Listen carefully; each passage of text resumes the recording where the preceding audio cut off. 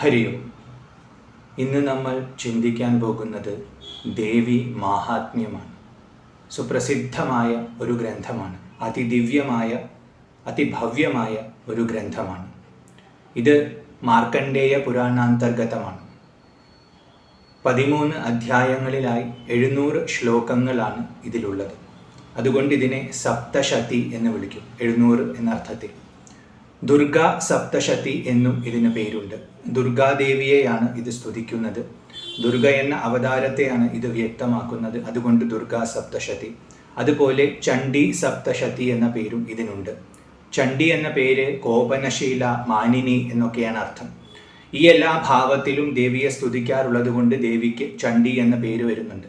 അസുരന്മാരുടെ നേർക്ക്, അധർമ്മം ചെയ്യുന്നവരുടെ നേർക്ക്, സാധുക്കളെ ദ്രോഹിക്കുന്നവരുടെ നേർക്ക് സദാ കോപം ധരിച്ചു നിൽക്കുന്ന അമ്മയായതുകൊണ്ട് ചണ്ഡി എന്ന അമ്മയെ വിളിക്കുന്നു. അതുകൊണ്ട് ചണ്ഡി സപ്തശതി എന്ന പേരും ഈ ദിവ്യമായ ഗ്രന്ഥത്തിനുണ്ട്. വേദത്തിലെ മന്ത്രങ്ങൾക്ക് നൽകുന്ന അതേ മാന്യത ഇതിലെ സ്തോത്രങ്ങൾക്കും നൽകുന്നുണ്ട്. ഇതിൽ ഒരുപാട് സ്തുതികൾ വരുന്നുണ്ട്. പ്രധാനമായും ദേവി മഹാത്മ്യം അമ്മയുടെ കഥയാണ്. ദേവിയുടെ ആ പരാശക്തിയുടെ കഥയാണ്. 3 കഥകളാണ് പ്രധാനമായും ഇതിൽ വരുന്നത്. ഈ 3 കഥകളിലൂടെയും അമ്മയുടെ മഹിമയെ വ്യക്തമാക്കുകയാണ്. പുരാണത്തിൽ വരുന്ന കഥകൾക്ക് എപ്പോഴും 2 തലങ്ങൾ ഉണ്ടാകും. ഒന്ന് മനസ്സിനെ രഞ്ജിപ്പിക്കാൻ വേണ്ടിയുള്ള തലങ്ങൾ, മനോരഞ്ജനത്തിന് വേണ്ടി ചേർക്കപ്പെടുന്ന തലങ്ങൾ. എന്നാൽ അതിൻ്റെ ഉള്ളിൽ സൂക്ഷ്മമായ ചില തത്വം അടങ്ങിയിട്ടുള്ള തലവുമുണ്ടാകും. അപ്പോൾ കഥാബീജത്തിൽ എപ്പോഴും തത്വമായിരിക്കും. എന്നാൽ കഥ മുഴുവൻ എടുത്ത് നോക്കിയാൽ അതൊരുപാട് ഉപരിപ്ലവമായ അലങ്കാരങ്ങൾ അതിലുണ്ടാവും. ആ അലങ്കാരങ്ങളാണ് മനോരഞ്ജനത്തിൻ്റെ തലം. അപ്പോൾ ഇങ്ങനെ തത്വവും മനോരഞ്ജനവും രണ്ടും ചേർത്തുകൊണ്ട് പരമരഹസ്യങ്ങളെ സാധാരണക്കാരിലേക്ക് എത്തിക്കുക എന്ന മഹത് ദൗത്യമാണ് ഋഷീശ്വരന്മാർ പുരാണ കഥകളിലൂടെ നടത്തുന്നത്. അപ്പോൾ ഏത് കഥ, പുരാണത്തിലുള്ള ഏത് കഥ വായിക്കുമ്പോഴും അതിൻ്റെ ബീജത്തിൽ തത്വമുണ്ടെന്ന ബോധത്തോടെ വായിക്കണം. അതിൽ പറയുന്ന എല്ലാം തത്വമാണെന്ന് ധരിക്കരുത്. കാരണം കഥയുടെ ഭംഗിക്ക് വേണ്ടി പല അലങ്കാരങ്ങളും അതിൽ ചേർക്കും. എന്നാൽ അതിൽ സൂക്ഷ്മമായി ഇറങ്ങിച്ചെന്നാൽ അതിൻ്റെ സത്തയായി നമുക്ക് ആ കഥയിൽ അടങ്ങിയിട്ടുള്ള തത്വം ലഭിക്കുമെന്ന ബോധത്തോടെ വേണം അത്തരം കഥകൾ കേൾക്കാൻ. എല്ലാ പുരാണ കഥകൾക്കും ഈ സവിശേഷതയുണ്ട്. ദേവി മഹാത്മ്യവും പുരാണ കഥയാണ്. അതുകൊണ്ട് ഇതിലും ആ സവിശേഷതയുണ്ട്. ഇതിൻ്റെ ഉള്ളിലും സാരമായി നമുക്ക് ഗ്രഹിക്കാൻ പറ്റുന്ന അത്യഗാധമായ അറിവ് നമുക്ക് പ്രദാനം ചെയ്യുന്ന രഹസ്യ സ്വഭാവമുള്ള അറിവ് ഇതിലുണ്ട്. അത് ഈ ഗ്രന്ഥത്തിൻ്റെ മാഹാത്മ്യമാണ്. ഇവിടെ പേര് ദേവി മഹാത്മ്യം എന്നായതുകൊണ്ട് തന്നെ ദേവിയുടെ മഹിമയെ വിളിച്ചോതുന്ന കഥകളാണ് ഇതിലുള്ളത്. ദേവിയുടെ തത്വം എന്താണെന്ന ബോധവും ഇത് നമുക്ക് പ്രദാനം ചെയ്യുന്നു. അതുകൊണ്ട് ഇത് ദേവി മഹാത്മ്യമാണ്. ഇവിടെ ഒരു ബേസ് സ്റ്റോറി നിർമ്മിച്ചുകൊണ്ട് ആ ബേസ് സ്റ്റോറിയിലാണ് ബാക്കി 3 കഥകളും നിൽക്കുന്നത്. 3 കഥകൾ ദേവിയുടെ മഹിമയെ വിളിച്ചോതുന്നതാണ്. എന്നാൽ ഇതിന് ആധാരമായി ഒരു കഥയുണ്ട്. ആ കഥയാണ് ദേവി മഹാത്മ്യത്തിൻ്റെ തുടക്കത്തിൽ പറയുന്നത്. അതായത് സ്വരോചിത മന്വന്തരത്തിൽ ചൈത്രവംശത്തിൽ സുരഥൻ എന്നു പേരുള്ള ഒരു രാജാവുണ്ടായിരുന്നു. ഈ രാജാവ് അതീവ സമർത്ഥനാണ്. അദ്ദേഹം ധർമ്മിഷ്ഠനാണ്. പുത്രന്മാരെ പോലെയാണ് തൻ്റെ പ്രജകളെ കണ്ടിരുന്നത്. അപ്പോൾ വെറുതെ സുഖ സൗകര്യങ്ങളിൽ ഇങ്ങനെ മുങ്ങിയിരിക്കാതെ ധർമ്മനിഷ്ഠമായ ഭരണം കാഴ്ചവെച്ചിരുന്ന ഒരു മഹാപുരുഷനായിരുന്നു സുരഥൻ എന്നു പേരുള്ള രാജാവ്. പക്ഷെ എത്ര നല്ല മനുഷ്യനാണെങ്കിലും സമയത്തിൻ്റെ സ്വാധീനം ഉണ്ടാവുമല്ലോ. അപ്പോൾ മോശം സമയം വരുന്ന സമയത്ത് മോശം അനുഭവങ്ങളും ഉണ്ടാകും. ഇത് മനുഷ്യന് സഹജമാണ്, പ്രകൃതിയുടെ ഒരു നിയമമാണ്. അപ്പോൾ അതുപോലെ സുരഥൻ എന്ന രാജാവിനും ഒരു മോശ സമയം വന്നു. അത് ശത്രുവിൻ്റെ രൂപത്തിലാണ് വന്നത്. കോലാവിധ്വംസികൾ എന്നു പേരുള്ള ഒരു കൂട്ടം ശത്രുക്കൾ. അവര് രാജാവിൻ്റെ ഭരണം വളരെ വലിയ പ്രദേശത്ത് വ്യാപിച്ചിരുന്നു. അപ്പോൾ ആ വലിയ പ്രദേശത്തിൻ്റെ ഏതോ ഒരു ഭാഗത്ത് ഈ കോലാവിധ്വംസികൾ എന്ന് പറയുന്ന കൂട്ടര് അവിടുത്തെ ആൾക്കാരെ ഉപദ്രവിച്ചുകൊണ്ട് അവരെ ശല്യം ചെയ്തുകൊണ്ട് അധർമ്മം പ്രവർത്തിക്കുകയാണെന്നറിഞ്ഞപ്പോൾ തൻ്റെ സൈന്യത്തെയും എടുത്ത് രാജാവ് അങ്ങോട്ട് ചെന്നു. അവരോട് ഘോരമായ യുദ്ധം നടത്തി. ഈ കോലാവിധ്വംസികളുടെ എണ്ണം വളരെ കുറവായിരുന്നു. രാജാവിൻ്റെ സൈന്യം വളരെ വലുതായിരുന്നു. എന്നിരുന്നാലും ഈ കോലാവിധ്വംസികൾ വളരെ കേമമായി പൊരുതി രാജാവിനെ പരാജയപ്പെടുത്തി. സമയം മോശമാകുന്ന സമയത്ത് ശക്തിയുള്ളവനും ബലഹീനത അനുഭവപ്പെടും. അപ്പോൾ ഇവിടെ സുരഥൻ എന്ന രാജാവ് പരാജയപ്പെട്ടു. യുദ്ധത്തിൽ പരാജിതനായി മടങ്ങിയെത്തിയ രാജാവിനെ ആ രാജധാനിയിൽ ഉണ്ടായിരുന്ന പ്രമുഖർ, അതായത് മന്ത്രിമാര് തുടങ്ങിയവരൊന്നും കാര്യമായി ഗൗനിച്ചില്ല. അവര് അദ്ദേഹത്തിൻ്റെ ഖജനാവിൽ നിന്നും വിത്തം അപഹരിക്കാൻ തുടങ്ങി. അദ്ദേഹത്തിനെതിരെ ആൾക്കാരെ തിരിക്കാൻ തുടങ്ങി. അങ്ങനെ പല രീതിയിലും അദ്ദേഹത്തിൻ്റെ ബലത്തെ അകത്ത് നിന്നും ക്ഷയിപ്പിക്കാൻ തുടങ്ങി. അപ്പോൾ അദ്ദേഹം രാജാവാണ്, പക്ഷെ പേരിന് മാത്രം രാജാവായി. സ്വാധീനങ്ങൾ കുറഞ്ഞു കുറഞ്ഞു വന്നു. താൻ പറയുന്നത് അനുസരിക്കുന്ന ആൾക്കാരുടെ എണ്ണം കുറഞ്ഞു കുറഞ്ഞു വരുന്നതായി രാജാവ് മനസ്സിലാക്കി. അപ്പോൾ അങ്ങനെ പേരിന് മാത്രം രാജാവായിരിക്കുന്നതിൽ എന്തർത്ഥമാണെന്ന് കരുതി അദ്ദേഹം മൃഗയാ വിനോദനത്തിനെന്ന വ്യാജേന, അതായത് വേട്ടയാടാൻ കാട്ടിലേക്ക് പോകുകയാണെന്ന് പറഞ്ഞുകൊണ്ട് രാജധാനിയിൽ നിന്നും ഇറങ്ങി.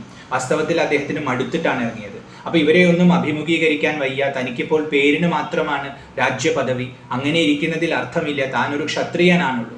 ക്ഷത്രിയന്മാർക്ക് അത് സഹിക്കാൻ പറ്റില്ല, ആരുടെയും ഔദാര്യം അവർക്ക് സഹിക്കാൻ പറ്റില്ല. അപ്പോൾ അങ്ങനെ ഇവരുടെയെല്ലാം ഈ പുച്ഛഭാവത്തെ കണ്ട് മനസ്സ് നൊന്നുകൊണ്ട് രാജാവ് വേട്ടയാടാനാണെന്ന് പറഞ്ഞു ഒറ്റയ്ക്ക് രാജധാനിയിൽ നിന്ന് പോയി. അദ്ദേഹത്തെ ആരും തടുത്തുമില്ല. കാരണം എല്ലാവരും സ്വാർത്ഥന്മാരാണ്, അവർക്കൊക്കെ അവരുടേതായ അധികാരമോഹങ്ങൾ ഉണ്ടായിരുന്നു. അപ്പോൾ രാജാവ് തനിയെ പോയാൽ അത്രയും നല്ലതെന്ന് കരുതി ആ രാജ്യത്തിൽ ഉണ്ടായിരുന്ന പ്രമുഖരാരും അദ്ദേഹത്തെ തടുത്തില്ല. അദ്ദേഹം അങ്ങനെ മൃഗയാ വിനോദത്തിന് എന്ന് പറഞ്ഞ് കാട്ടിലേക്ക് ചെന്നു. കാട്ടിൽ അദ്ദേഹം അലഞ്ഞു തിരിയാൻ തുടങ്ങി. മനസ്സാകെ അസ്വസ്ഥമാണ്. അസ്വസ്ഥമായ മനസ്സോടുകൂടി അലഞ്ഞ് അദ്ദേഹം ഒരു പ്രദേശത്തെത്തിയപ്പോൾ അവിടെ ഘോര മൃഗങ്ങൾ പോലും ശാന്തരായിരിക്കുന്നു. പരസ്പരം കലഹിച്ചുകൊണ്ടിരിക്കുന്ന ജന്മവൈരികളായ മൃഗങ്ങൾ പോലും പരസ്പരം സൗഹൃദത്തോടു കൂടി വസിക്കുന്നത് കണ്ടു. അപ്പോൾ ഏറ്റവും ശ്രേഷ്ഠമായ ഒരു സ്ഥലമാണെന്ന് അദ്ദേഹത്തിന് മനസ്സിലായി. അപ്പോൾ ആ സ്ഥലമൊക്കെ ഒന്ന് ചുറ്റി നടന്ന് കണ്ടപ്പോൾ അദ്ദേഹം ഒരു ആശ്രമത്തെ കണ്ടു. അപ്പോൾ ആ ആശ്രമത്തിൻ്റെ മഹിമ കൊണ്ടാണ് ഈ സ്ഥലത്തിന് ഇത്രയും വൈശിഷ്ട്യം ലഭിച്ചതെന്ന് മനസ്സിലാക്കി അത് ആരുടെ ആശ്രമമാണെന്നറിയാൻ അദ്ദേഹം അങ്ങോട്ട് ചെന്നു. അവിടെ ചെന്ന് നോക്കുമ്പോൾ അവിടുത്തെ ശിഷ്യന്മാരെ കണ്ട് മനസ്സിലാക്കി അത് മേധസ് എന്ന ഋഷിയുടെ ആശ്രമമാണ്. അപ്പോൾ ഇത്രയും മഹാത്മ്യമുള്ള ആ ഋഷിയെ ഒന്ന് കണ്ട് അദ്ദേഹവുമായി കുറച്ച് സംവദിക്കാമെന്ന് കരുതി അദ്ദേഹം അങ്ങോട്ട് ചെന്നു. മേധസ് അദ്ദേഹത്തെ വളരെ സന്തോഷത്തോടു കൂടി സ്വീകരിച്ചു. അദ്ദേഹത്തിന് നല്ലൊരു സ്ഥാനം കൊടുത്തിരുത്തി, കഴിക്കാനുള്ള ഭക്ഷണമൊക്കെ കൊടുത്ത് ഇവിടെ തന്നെ വസിച്ചോളൂ കുറച്ചു കാലം. അദ്ദേഹത്തിൻ്റെ സങ്കടമൊക്കെ മനസ്സിലാക്കിയപ്പോൾ ഇവിടെ തന്നെ വസിച്ചോളൂ എന്ന് രാജാവിനോട് പറഞ്ഞു. രാജാവ് തൻ്റെ സങ്കടമൊന്നും പുറമേക്ക് പറഞ്ഞിട്ടില്ല, മനസ്സിൽ ചിന്തയുണ്ട്. മേധസ് എന്ന ഋഷി, അദ്ദേഹത്തിൻ്റെ പേര് തന്നെ മേധസ്സാണ്, മഹാജ്ഞാനിയാണ്. അപ്പോൾ അദ്ദേഹം മനസ്സുകൊണ്ട് തൻ്റെ ഉൾക്കണ്ണുകൊണ്ട് മനസ്സിലാക്കി രാജാവിൻ്റെ ദുഃഖങ്ങൾ. അപ്പോൾ രാജാവ് പറയാതെ തന്നെ അത് മനസ്സിലാക്കി. കൂടുതൽ ചോദിച്ച് അദ്ദേഹത്തെ വേദനിപ്പിക്കേണ്ട എന്ന് കരുതി അദ്ദേഹത്തോട് ഇവിടെ കുറച്ചു കാലം വസിച്ചോളൂ, മൃഗയാ വിനോദത്തിന് വേണ്ടി തന്നെ എന്ന രീതിയിൽ അദ്ദേഹത്തോട് പറഞ്ഞു. അങ്ങയുടെ ആജ്ഞ പോലെ ആകട്ടെ എന്ന് കരുതി ആ രാജാവ് അവിടെ വസിക്കാൻ തുടങ്ങി. ദിവസവും കാലത്തായി കഴിഞ്ഞാൽ അദ്ദേഹം പ്രഭാത കൃത്യങ്ങളെല്ലാം കഴിഞ്ഞാൽ കാട്ടിലേക്ക് ഇറങ്ങും. കാരണം മനസ്സ് പ്രക്ഷുബ്ധമാണ്. മുനിയോടൊന്നും തുറന്നു പറയാൻ പറ്റുന്നില്ല. കാരണം ഒരു ക്ഷത്രിയന് തൻ്റെ ബലഹീനത വെളിപ്പെടുത്തുക എന്ന് പറഞ്ഞാൽ അത് സഹിക്കാൻ പറ്റുന്ന കാര്യമല്ല. അപ്പോൾ മുനിയാണെങ്കിൽ പോലും അദ്ദേഹത്തോടും പറയാൻ മനസ്സ് വരുന്നില്ല. അങ്ങനെ അസ്വസ്ഥനായി അദ്ദേഹം കാട്ടിലൂടെ ഇങ്ങനെ നടക്കാൻ തുടങ്ങി. അങ്ങനെ നടക്കുന്ന സമയത്തെല്ലാം അദ്ദേഹത്തിൻ്റെ മനസ്സിൽ തൻ്റെ രാജ്യത്തെക്കുറിച്ചുള്ള വിചാരമാണ്. എൻ്റെ പ്രജകളൊക്കെ ഇപ്പോൾ എന്ത് ചെയ്യുന്നുണ്ടാവും, മന്ത്രിമാരെന്ത് ചെയ്യുന്നുണ്ടാവും, അവരെന്നിൽ നിന്നും അപഹരിച്ച ധനം പൂർണ്ണമായി ധൂർത്തടിച്ച് നശിപ്പിച്ചു, ഖജനാവിൽ എന്തെങ്കിലും ബാക്കിയുണ്ടോ, പണ്ട് എന്നെ അനുസരിച്ചിരുന്ന ആൾക്കാർ ഇപ്പോൾ സ്വന്തം കാര്യം നോക്കിയിരിക്കുന്നത് കൊണ്ട് രാജ്യത്തിന് എന്തൊക്കെ ദോഷങ്ങൾ ഉണ്ടായിട്ടുണ്ടാകുമോ. ഇങ്ങനെ പല രീതിയിൽ അദ്ദേഹം തൻ്റെ രാജ്യത്തെക്കുറിച്ചും അന്നുണ്ടായിരുന്ന അധികാരങ്ങളെക്കുറിച്ചും ഇപ്പോഴത്തെ അതിൻ്റെ അവസ്ഥയെക്കുറിച്ചുമെല്ലാം ചിന്തിച്ച് ദുഃഖിച്ചുകൊണ്ട് വിഷാദത്തോടു കൂടി ഇങ്ങനെ ആ വനത്തിൽ നടന്നു. മൃഗയാ വിനോദമൊന്നും നടക്കുന്നില്ല, വേട്ടയാടലൊന്നും നടക്കുന്നില്ല. കാരണം മനസ്സ് പ്രക്ഷുബ്ധമാണ്. അപ്പോൾ ആ ദുഃഖം സഹിച്ചുകൊണ്ട് അദ്ദേഹം ആ കാട്ടിൽ ഇങ്ങനെ വിഹരിച്ചു. ആ സമയത്ത് അദ്ദേഹം ഒരു വ്യക്തിയെ കണ്ടുമുട്ടി. തന്നെപ്പോലെ തന്നെ ചിന്താഗ്രസ്തനായി ആ കാട്ടിലിരിക്കുന്ന ഒരു വ്യക്തി. അദ്ദേഹത്തിന് ഒറ്റ നോട്ടത്തിൽ തന്നെ അദ്ദേഹത്തിൻ്റെ മനസ്സും തന്നെ പോലെ പ്രക്ഷുബ്ധമാണെന്ന് മനസ്സിലായി. അപ്പോൾ സമാന നിലയിലുള്ളവരെ കണ്ടുമുട്ടുമ്പോൾ ഉണ്ടാകുന്ന സന്തോഷം കൊണ്ട് അദ്ദേഹത്തിൻ്റെ അടുത്ത് ചെന്ന് സുരഥൻ എന്ന രാജാവ് ചോദിച്ചു, അങ്ങ് ആരാണ്, അങ്ങ് എന്തിനെക്കുറിച്ചാണ് ചിന്തിക്കുന്നത്, ദയവായി എന്നോട് പറഞ്ഞാലും. എന്നിട്ട് സ്വയം പരിചയപ്പെടുത്തി, ഞാൻ സുരഥൻ എന്ന രാജാവാണ്, അവിടെ നിന്ന് ഇങ്ങോട്ട് വന്നിരിക്കുകയാണ്, മേധസ്സിൻ്റെ ആശ്രമത്തിലാണ് വസിക്കുന്നത്, ഇങ്ങനെ എല്ലാ കാര്യങ്ങളും പറഞ്ഞു കൊടുത്തു. ആ സമയത്ത് ആ വ്യക്തി അദ്ദേഹത്തിൻ്റെ കഥ പറഞ്ഞു. അദ്ദേഹത്തിൻ്റെ പേര് സമാധി എന്നാണ്. അദ്ദേഹം ഒരു വൈശ്യനാണ്. വൈശ്യൻ എന്ന് പറഞ്ഞാൽ ക്രയവിക്രയം ചെയ്യുന്ന ആൾ, ട്രേഡ്സ്മാൻ ആണ്, ബിസിനസ്മാൻ ആണ്. അദ്ദേഹത്തിൻ്റെ ഭാര്യയും മക്കളും അദ്ദേഹത്തിൻ്റെ കാശ് മുഴുവൻ അപഹരിച്ച് അദ്ദേഹത്തെ വീട്ടിൽ നിന്നും പുറത്താക്കിയിരിക്കുകയാണ്. ഇപ്പോൾ സ്വന്തമായി വീടുമില്ല നാടുമില്ലാതെ അലഞ്ഞ് അദ്ദേഹം ഈ കാട്ടിലേക്ക് വന്നിരിക്കുകയാണ്. ഇപ്പോൾ ഇവിടെ ഇരുന്ന് അദ്ദേഹം ചിന്തിക്കുന്നത് തൻ്റെ ഭാര്യയെക്കുറിച്ചും മക്കളെക്കുറിച്ചുമാണ്. അവർ സുഖമായി ഇരിക്കുന്നുണ്ടോ? തന്നിൽ നിന്നും അപഹരിച്ച ധനം അവർ നന്നായി ഉപയോഗിക്കുന്നുണ്ടോ? അവർക്ക് മനസമാധാനമുണ്ടോ? അത് താൻ പോയതെക്കുറിച്ച് അവരെപ്പോഴെങ്കിലും ഓർക്കുന്നുണ്ടോ? ദുഃഖിക്കുന്നുണ്ടോ? ഇങ്ങനെയെല്ലാം വിചാരിച്ചു കൊണ്ടിരിക്കുകയാണ്.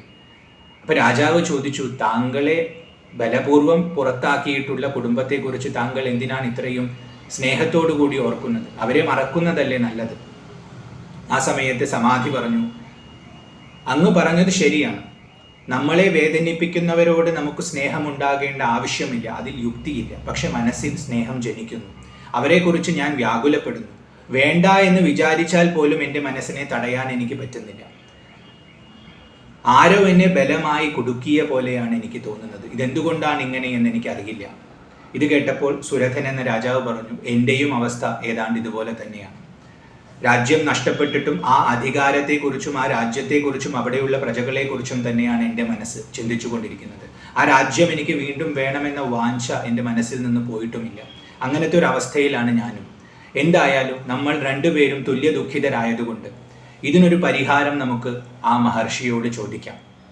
ഇതുവരെ ഒറ്റയ്ക്ക് പോയി പറയാൻ രാജാവിനൊരു മടിയുണ്ടായിരുന്നു. ഇപ്പോൾ സമാധി എന്ന ഒരു സുഹൃത്തിനെയും കിട്ടി. സമാന ദുഃഖിതനായ ഒരു വ്യക്തിയാണ്. അപ്പോൾ രണ്ടുപേരും കൂടി ചെന്ന് പറയുമ്പോൾ കുറച്ചും കൂടി അദ്ദേഹത്തിനൊരു ധൈര്യം വന്നു. അങ്ങനെ അദ്ദേഹം സമാധിയെയും കൂട്ടി മേധസ് എന്ന ഋഷിയുടെ അടുത്ത് ചെന്ന് അദ്ദേഹത്തെ പരിചയപ്പെടുത്തി. രണ്ടുപേരും അടുത്തിരുന്ന് അവരുടെ ദുഃഖത്തെ തുറന്നുകൊണ്ട് മഹർഷിയുടെ മുമ്പിൽ വെച്ചു. മഹർഷിക്ക് എല്ലാം അറിയാമായിരുന്നെങ്കിലും അവരായിട്ട് പറയട്ടെ എന്ന് കരുതി അവർക്ക് പറയാനുള്ള സാവകാശം കൊടുത്തു. അവർ പറയുന്നത് മുഴുവൻ മഹർഷി കേട്ടു. അങ്ങനെ മഹർഷി കേട്ട് കഴിഞ്ഞപ്പോൾ അവസാനമായി അവർ മഹർഷിയോടൊരു ചോദ്യം ചോദിച്ചു. അവരുടെ ദുഃഖം മുഴുവൻ പറഞ്ഞു കഴിഞ്ഞ് ചോദിച്ചു, എന്തുകൊണ്ടാണ് ഞങ്ങൾ ഇങ്ങനെ മോഹിതരാകുന്നത്? ഞങ്ങളെ വെറുക്കുന്നവരോട് പോലും ഞങ്ങളുടെ മനസ്സ് ചെന്ന് ഒട്ടുകയാണ്. അതെന്തുകൊണ്ടാണ് ഇങ്ങനെ സംഭവിക്കുന്നത്? എത്ര ചിന്തിച്ചിട്ടും ഞങ്ങൾക്ക് മനസ്സിലാകുന്നില്ല. എന്തോ ഒന്ന് ഞങ്ങളെ ബലമായി കുടുക്കിയിട്ട പോലെയാണ് ഞങ്ങൾക്ക് തോന്നുന്നത്. അതെന്താണെന്ന് അങ്ങേക്ക് അറിയുമെങ്കിൽ ഒന്ന് പറഞ്ഞു തന്നാലും എന്ന് അദ്ദേഹത്തോട് അപേക്ഷിക്കുന്നു. ആ സമയത്ത് മേധസ് പറയുന്നു, നിങ്ങളെ കുടുക്കിയിട്ടുള്ളത് വൈഷ്ണവിയായ യോഗനിദ്രയുടെ മായയാണ്. വൈഷ്ണവി എന്ന് പറഞ്ഞാൽ വിഷ്ണുവിനെ സംബന്ധിച്ചത്. യോഗനിദ്ര എന്ന് പറഞ്ഞാൽ ഉള്ളതിനെ എല്ലാം വിസ്മരിച്ചുകൊണ്ട് അജ്ഞാനത്തിൽ രമിക്കുന്ന ഭാവം, തന്നിൽ തന്നെ രമിക്കുന്ന ഭാവം. ആ ഭാവത്തിൽ ഇരിക്കുന്ന വിഷ്ണുവിൻ്റെ മായയാണ് നിങ്ങളെ ബാധിച്ചിട്ടുള്ളത്. എന്നാൽ ഒരു കാര്യം കൂടി ഞാൻ പറയാം, ഇത് നിങ്ങളെ മാത്രമല്ല, ഇത് മഹാജ്ഞാനികളെ പോലും ബാധിക്കുന്നതാണ്. മഹാജ്ഞാനികളുടെ മനസ്സിനെ പോലും അപഹരിക്കുന്ന ശക്തിയാണ്. ഇവിടെ വിഷ്ണുവിനെ ബാധിച്ച യോഗനിദ്ര എന്ന് പറയുമ്പോൾ വിഷ്ണുവിനെ തന്നെ ബാധിച്ചിട്ടുള്ള ശക്തിയാണെങ്കിൽ പിന്നെ ജ്ഞാനികളുടെ കാര്യം പറയേണ്ടതുണ്ടോ എന്ന ഒരു ധ്വനിയുമുണ്ട്. അപ്പോൾ നിങ്ങളൊക്കെ സാധാരണക്കാരാണ്. നിങ്ങളെ ബാധിച്ചതിൽ എന്താണ് അത്ഭുതം? വിഷ്ണുവിനെ പോലും അത് ഉറക്കിക്കിടക്കുന്നു. പിന്നെ നിങ്ങളെ അത് മയക്കുന്നതിൽ എന്താണ് അത്ഭുതം? അപ്പോൾ അതുകൊണ്ട് നിങ്ങൾ ദുഃഖിക്കേണ്ട. ഇതൊരു സാമാന്യമായ പ്രശ്നമാണ്. മനുഷ്യർക്കെല്ലാം സഹജമായിട്ടുള്ളതാണ്. മായയിൽ പെട്ടിട്ടുള്ള എല്ലാവരെയും ഇത് ഇതുപോലെ തന്നെയാണ് ബാധിക്കുന്നത്. അപ്പോൾ അതുകൊണ്ട് നിങ്ങൾക്ക് വിശേഷപ്പെട്ടിട്ടുള്ള ദുഃഖമല്ല, ഇത് സാമാന്യ ദുഃഖമാണെന്ന് ആദ്യം മനസ്സിലാക്കുക എന്ന് മുനി അവരോട് പറഞ്ഞു. അത് പറഞ്ഞു കഴിഞ്ഞപ്പോൾ രാജാവിന് ആകാംക്ഷയായി. ഈ മായയെക്കുറിച്ച് കൂടുതൽ അറിയണമെന്നായി. അപ്പോൾ രാജാവ് ചോദിക്കുകയാണ്, ആരാണ് ഈ മായ? എവിടെയാണ് ഈ മായ ഉദ്ഭവിച്ചത്? എങ്ങനെയാണ് ഈ മായ പ്രവർത്തിക്കുന്നത്? ഇതിനെക്കുറിച്ചൊക്കെ അറിയണമെന്ന് എനിക്കൊരു ആഗ്രഹമുണ്ട്. അതിന് അറിയാനുള്ള യോഗ്യത ഞങ്ങൾക്കുണ്ടെങ്കിൽ അങ്ങത് ദയവായി പറഞ്ഞു തന്നാൽ. മഹർഷിക്ക് വളരെ സന്തോഷമായി. കാരണം മഹാമായയെക്കുറിച്ച് പറയാൻ കിട്ടുന്ന അവസരമാണ്. ഭക്തർക്ക് എപ്പോഴും ഭഗവതിയെക്കുറിച്ച് പറയാൻ കിട്ടുന്ന അവസരം അമൃത തുല്യമാണ്. അപ്പോൾ വളരെ സന്തോഷത്തോടു കൂടി ഋഷി പറഞ്ഞു, ആ ഭഗവതി, ആ മായ നിത്യയാണ്. കാരണം എവിടെ നിന്ന് ഉദ്ഭവിച്ചു, എപ്പോൾ ഉദ്ഭവിച്ചു എന്നാണ് ചോദിച്ചത്. ആ മായ എന്നുമുണ്ട്. അതിന് ഉദ്ഭവമെന്നോ ലയമെന്നോ എന്നൊന്നില്ല. അതായത് തുടക്കമോ ഒടുക്കമോ ഇല്ല, നിത്യയാണ്. എന്നിരുന്നാലും പല പ്രകാരത്തിൽ വീണ്ടും വീണ്ടും വീണ്ടും അത് പ്രപഞ്ചത്തിൽ ആവിർഭവിച്ചുകൊണ്ടേയിരിക്കുന്നു. അപ്പം അതിൻ്റെ ആവിർഭാവങ്ങൾ, അതിൻ്റെ അവതാരങ്ങൾ അനന്തമാണ്. സ്വരൂപത്തിൽ അത് നിത്യമാണ്. അതിനൊരു മാറ്റവും ഒരു കാലത്തും സംഭവിക്കുന്നില്ല. അപ്പം എല്ലാ കാലത്തുമുള്ള വസ്തു സനാതനമായ വസ്തുവാണ്.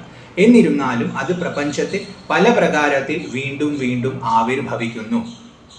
ഇങ്ങനെ പറഞ്ഞുകൊണ്ട് ഇത് വ്യക്തമാക്കാനായിട്ട് ഞാൻ നിങ്ങൾക്ക് ഒരു കഥ പറഞ്ഞു തരാം എന്ന് പറഞ്ഞ് അദ്ദേഹം പണ്ട് സൃഷ്ടിയുടെ ആദ്യകാലങ്ങളിൽ നടന്ന ഒരു സംഭവത്തെ വർണ്ണിക്കുകയാണ്. അതായത് വിഷ്ണു യോഗനിദ്രയിലാണ്. അപ്പോൾ ഇവിടെ പറഞ്ഞു വൈഷ്ണവിയായ യോഗനിദ്രയുടെ മായയാണെന്ന് പറഞ്ഞു. ആ ശക്തി വിഷ്ണുവിൽ ലയിച്ചിരിക്കുകയാണ്. അതുകൊണ്ട് വിഷ്ണു മയക്കത്തിലാണ്, ഒന്നും അറിയാതെയുള്ള കിടത്തത്തിലാണ്. ചുറ്റും കാരണജലമാണ്. അതായത് സൃഷ്ടി, ഇതിനു മുമ്പ് ഉണ്ടായിരുന്ന സൃഷ്ടിയെല്ലാം ആ ജലത്തിൽ ലയിച്ചു. ഇപ്പോൾ ഒന്നുമില്ലാത്ത അവസ്ഥയാണ്. അങ്ങനെയുള്ള അവസ്ഥയിൽ വിഷ്ണു മയങ്ങിക്കിടക്കുകയാണ്.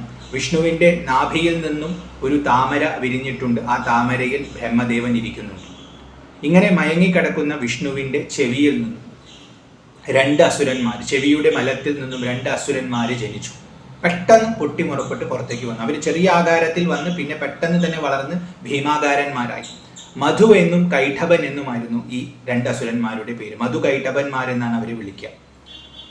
ഇവര് അവിടെ പ്രത്യക്ഷപ്പെട്ടപ്പോൾ ഇവർ ആദ്യം കാണുന്നത് ആ താമരയെയാണ്. ഇവർ ഭഗവാനെ അല്ല ശ്രദ്ധിക്കുന്നത്. ആദ്യം കാണുന്നത് ആ താമരയെയും ആ താമരയുടെ മുകളിലിരിക്കുന്ന ബ്രഹ്മാവിനെയുമാണ്. അപ്പോൾ സ്വാഭാവികമായി ആ ബ്രഹ്മാവിനെ ഉപദ്രവിക്കണം എന്ന വാഞ്ച അവർക്കുണ്ടായി. അവരുടെ സ്വഭാവം അങ്ങനെയാണ്. പ്രത്യേകിച്ച് കാരണമൊന്നും ഉണ്ടായിട്ടില്ല. ബ്രഹ്മാവ് അവരെ ശ്രദ്ധിച്ചിട്ട് പോലുമില്ല. പക്ഷെ ബ്രഹ്മാവിനെ കണ്ട മാത്രയിൽ അദ്ദേഹത്തെ ആക്രമിക്കണമെന്ന് തീരുമാനിച്ച് ഈ രണ്ടുപേരും അദ്ദേഹത്തിന്റെ അടുത്തേക്ക് ചെല്ലുകയാണ്. അപ്പൊ തന്നെ ആക്രമിക്കാൻ ഇവർ വരുന്നത് കണ്ട ബ്രഹ്മാവ് ഭയന്നിട്ട് വിഷ്ണുവിനെ നോക്കി. വിഷ്ണു ഗാഠമായ നിദ്രയിലാണ്. അപ്പൊ ഇങ്ങനെ നിദ്രയിലിരിക്കുന്ന വിഷ്ണുവിനെ ഉണർത്തിയാൽ മാത്രമേ ഇവരെ വധിക്കാൻ പറ്റൂ എന്ന് മനസ്സിലാക്കി ആ വിഷ്ണുവിനെ നിദ്രയിൽ കിടത്തിയിട്ടുള്ള ശക്തിയെ, ആ മഹാമായയെ ബ്രഹ്മാവ് സ്തുതിക്കാൻ തുടങ്ങി. അതിഗംഭീരമായ സ്തുതിയാണ്. ദേവി മഹാത്മ്യത്തിൽ പല സ്തുതികളുണ്ട്. എല്ലാ സ്തുതിയും ഗംഭീരമാണ്. സ്തുതി മാത്രം ചൊല്ലുന്നത് തന്നെ വളരെ ശ്രേഷ്ഠകരമാണ്. അപ്പൊ അങ്ങനത്തെ ഗംഭീരമായ ഒരു സ്തുതി നിദ്രാദേവിയെ, നിദ്രാ ഭഗവതിയെ ബ്രഹ്മാവ് സ്തുതിക്കുന്നത് അവിടെയുണ്ട്. അങ്ങനെ ആ സ്തുതി പൂർണ്ണമായി കഴിഞ്ഞപ്പോൾ ആ അമ്മയുടെ മഹിമ മുഴുവൻ വർണ്ണിച്ചു കഴിഞ്ഞ് അമ്മയോട് അപേക്ഷിക്കുകയാണ്, ദയവായി വിഷ്ണുവിനെ ഉണർത്തിയാലും എന്ന്. അപ്പൊ അമ്മയ്ക്ക് സന്തോഷമായി. അമ്മ വിഷ്ണുവിന്റെ ദേഹത്തിൽ നിന്നും പുറത്തേക്ക് വന്ന് ഒരു മൂർത്തി എടുത്ത് അവിടെ നിന്നു. അതായത് അമ്മ തൻ്റെ സ്വാധീനം വിഷ്ണുവിൽ നിന്നും പിൻവലിച്ചു. അങ്ങനെ ശക്തിസ്വരൂപിണിയായി അവിടെ അമ്മ നിന്ന സമയത്ത് വിഷ്ണു ഉണർന്നു. അപ്പൊ അനന്തനിൽ ഇങ്ങനെ ശയിച്ചുകൊണ്ടിരിക്കുകയായിരുന്നു. അദ്ദേഹം പെട്ടെന്ന് ഉണർന്ന് എണീറ്റിരുന്ന് അദ്ദേഹം നോക്കുന്നത് മധുകൈടഭന്മാര് ബ്രഹ്മാവിന്റെ അടുത്തേക്ക് ചെല്ലുന്നതാണ്. അപ്പൊ കണ്ട മാത്രയിൽ തന്നെ അവർ അസുരന്മാരാണെന്നും അവരെ വധിക്കേണ്ടതാണെന്നും അദ്ദേഹത്തിന് മനസ്സിലായി. അതുകൊണ്ട് അദ്ദേഹം അവരോട് ചെന്ന് യുദ്ധം തുടങ്ങി എന്ന് പറഞ്ഞാൽ നിസ്സാരമായ യുദ്ധമല്ല, ഘോരമായ യുദ്ധമാണ്. 5000 കൊല്ലം ആ യുദ്ധം നീണ്ടു നിന്നു എന്നാണ് ദേവി മഹാത്മ്യം പറയുന്നത്. അത്രയും ദൈർഘ്യമേറെ. കാരണം ഒരു ക്ഷീണവും ഇരു കൂട്ടർക്കും ബാധിക്കുന്നില്ല. വിഷ്ണു മഹാശക്തനാണ്. എന്നാൽ വിഷ്ണുവിനോട് ഒത്തുപൊരുതാൻ കെൽപ്പുള്ള രണ്ടുപേരായിരുന്നു മധുവും കൈഠബന്മാരും. അപ്പോൾ രണ്ടു കൂട്ടർക്കും ക്ഷീണമില്ലാത്തത് കൊണ്ടും രണ്ടു കൂട്ടരെയും പരാജയപ്പെടുത്താൻ പറ്റാത്തത് കൊണ്ടും യുദ്ധം നീണ്ടുപോയി. അങ്ങനെ 5000 കൊല്ലം യുദ്ധം നീണ്ടുപോയ സമയത്ത് മായാഭഗവതിക്ക് മനസ്സിലായി താൻ അവരെ ബാധിച്ചാൽ മാത്രമേ അവരെ വധിക്കാൻ പറ്റൂവെന്ന്. അപ്പോൾ മായാഭഗവതി തൻ്റെ സ്വാധീനം അവരിൽ ചെലുത്തി, മധുകൈഠബന്മാരിൽ ചെലുത്തി. ആ സ്വാധീനം ഉണ്ടായ സമയത്ത്, മായയുടെ സ്വാധീനം നമ്മളെയൊക്കെ ബാധിക്കുന്ന സ്വാധീനമാണിത്. നിത്യജീവിതത്തിൽ നമ്മളൊക്കെ അറിയുന്ന സ്വാധീനമാണ്. അപ്പോൾ ആ സ്വാധീനം അവരിൽ ഉണ്ടായ സമയത്ത് പെട്ടെന്ന് അവർക്കൊരു വിചാരമുണ്ടായി. എത്ര നന്നായിട്ടാണ് ഈ വിഷ്ണു ഞങ്ങളോട് പൊരുതുന്നത്, എത്ര കേമമായിട്ടാണ് പൊരുതുന്നത്, ഞങ്ങൾക്ക് വളരെ സന്തോഷമായി എന്ന് പറഞ്ഞുകൊണ്ട് അവർ വിഷ്ണുവിൻ്റെ അടുത്ത് നിൽക്കൂ, യുദ്ധം നിർത്തൂ, നിങ്ങളൊരു കാര്യം ചെയ്തോളൂ, നിങ്ങളുടെ ആ പരാക്രമമൊക്കെ കണ്ട് ഞങ്ങൾക്ക് വളരെ സന്തോഷം തോന്നും, ഞങ്ങൾ വളരെ കേമന്മാരാണ്, ഞങ്ങളെ പോലെയുള്ള ആൾക്കാരോട് പൊരുതി നിൽക്കാൻ പറ്റുന്നത് തന്നെ ഒരു മഹത്വമാണ്.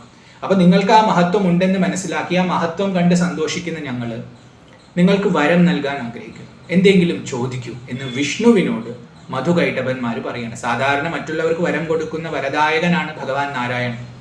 അദ്ദേഹത്തോട് തന്നെ മായാഗ്രസ്തരായ രണ്ടു കൂട്ടരും പോയി ചോദിക്കുകയാണ്. അപ്പൊ എന്തെങ്കിലും വരം വേണോ എന്ന് ചോദിച്ചപ്പോൾ വിഷ്ണു പറഞ്ഞു, നിങ്ങൾ ഇത്രയും കാരുണ്യത്തോടു കൂടി വരം നൽകാമെന്ന് പറയുന്ന സ്ഥിതിക്ക് ഞാൻ വരം ചോദിക്കാം, നിങ്ങളെ വധിക്കാനുള്ള വരം നൽകുക. ഇത് കേട്ട ഉടനെ അവർക്ക് പെട്ടെന്ന് ബോധോദയം ഉണ്ടായി. അബദ്ധം പറ്റി, പെട്ടെന്ന് വായയിൽ വന്നതാണ് വരം കൊടുക്കാമെന്ന്, ഇനിയിപ്പോൾ പിന്തിരിയാൻ പറ്റില്ല. അപ്പോൾ എന്തു ചെയ്യണമെന്ന് ആലോചിച്ച് കുറച്ചു നേരം ചുറ്റുപാടും നോക്കിയപ്പോൾ എല്ലായിടത്തും കാരണജലമാണ്, ഭൂമിയില്ല. അപ്പൊ ജലത്തിനുപരി ഭൂമിയിൽ വെച്ചുകൊണ്ട് ഞങ്ങളെ വധിക്കണം, എന്നാൽ വധിച്ചുകൊള്ളുക എന്ന് പറഞ്ഞ് വരം കൊടുത്തു. ആ വരം കിട്ടിയ സമയത്ത് വിഷ്ണുവിന് കാര്യം മനസ്സിലായി. വിഷ്ണു തൻ്റെ ആ ജലത്തിൻ്റെ മുകളിലേക്ക് അവരെ കൊണ്ടുപോയി തൻ്റെ തുടയിൽ വെച്ചു. അപ്പോൾ ഭൂമി സമാനമായി ആ തുടയിൽ വെച്ചുകൊണ്ട് രണ്ടുപേരുടെയും ശിരസിനെ സുദർശനം കൊണ്ട് അറുത്തു കളഞ്ഞ് അവരെ വധിച്ചു. ഇതാണ് ആദ്യത്തെ ദേവിയുടെ ആവിർഭാവ കഥ ദേവി മഹാത്മ്യത്തിൽ, അതായത് മധുകൈടഭ വധം. ഈ വധത്തിൽ ദേവി നേരിട്ടല്ല പങ്കെടുക്കുന്നത്. ഇവിടെ സൂക്ഷ്മ ശക്തിയായിട്ടാണ് വിഷ്ണുവിലും അതുപോലെ അസുരന്മാരിലും ബ്രഹ്മാവിലും ഒക്കെ സ്വാധീനം ചെലുത്തിക്കൊണ്ട് നിൽക്കുന്ന അദൃശ്യ ശക്തിയായിട്ടാണ് അമ്മ ആവിർഭവിച്ചിട്ടുള്ളത്. അമ്മയുടെ സാന്നിധ്യം നമ്മൾ അറിയുന്നത് ആദ്യം ഇങ്ങനെ തന്നെയാണ്. അപ്പോൾ ഇങ്ങനെ ആദ്യത്തെ കഥ പറഞ്ഞു. ആദ്യത്തെ കഥ പറഞ്ഞപ്പോൾ സുരഥനും സമാധിയും വളരെ ശ്രദ്ധയോടെയാണ് കേൾക്കുന്നത്. അവരുടെ മനസ്സിൽ വളരെയധികം ഹർഷമുണ്ട്. ഇതെല്ലാം മേധസ് എന്ന മഹർഷി കണ്ട് മനസ്സിലാക്കി. അപ്പോൾ കഥ കേൾക്കുന്നവർക്ക് അതിൽ താല്പര്യമുണ്ട്, ശ്രദ്ധയുണ്ടെന്ന് മനസ്സിലാക്കുമ്പോഴാണ് കൂടുതൽ അവർക്ക് പറഞ്ഞു കൊടുക്കേണ്ടത്, അല്ലെങ്കിൽ നിർത്തണം. അപ്പോൾ അവർക്ക് ശ്രദ്ധയുണ്ടെന്ന് മനസ്സിലാക്കിയ സമയത്ത് ദേവിയുടെ മഹിമ ഞാൻ ഇനിയും വർണ്ണിച്ചു തരാം, അത് വ്യക്തമാക്കുന്ന മറ്റൊരു കഥ കൂടി ഞാൻ പറഞ്ഞു തരാമെന്ന് പറഞ്ഞ് മഹർഷി രണ്ടാമത്തെ കഥ ആരംഭിക്കുകയാണ്. ഇത് വളരെ പ്രസിദ്ധമായ കഥയാണ്.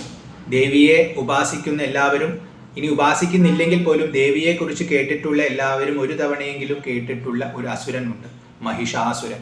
ആ മഹിഷാസുരന്റെ വധത്തിന്റെ കഥയാണ് രണ്ടാമത്തെ കഥ. പണ്ട് കുറേ കാലങ്ങൾക്ക് മുമ്പ്, എപ്പോഴാണെന്ന് വ്യക്തമായി പറയുന്നില്ല, ഒരുപാട് വർഷങ്ങൾക്ക് മുമ്പ് ദേവാസുര യുദ്ധം നടന്നു. ഒരു സാധാരണ യുദ്ധമല്ല, 100 വർഷം നീണ്ടു നിന്ന യുദ്ധമായിരുന്നു. 100 വർഷം ഗംഭീരമായി പൊരുതി ദേവന്മാരും അസുരന്മാരും.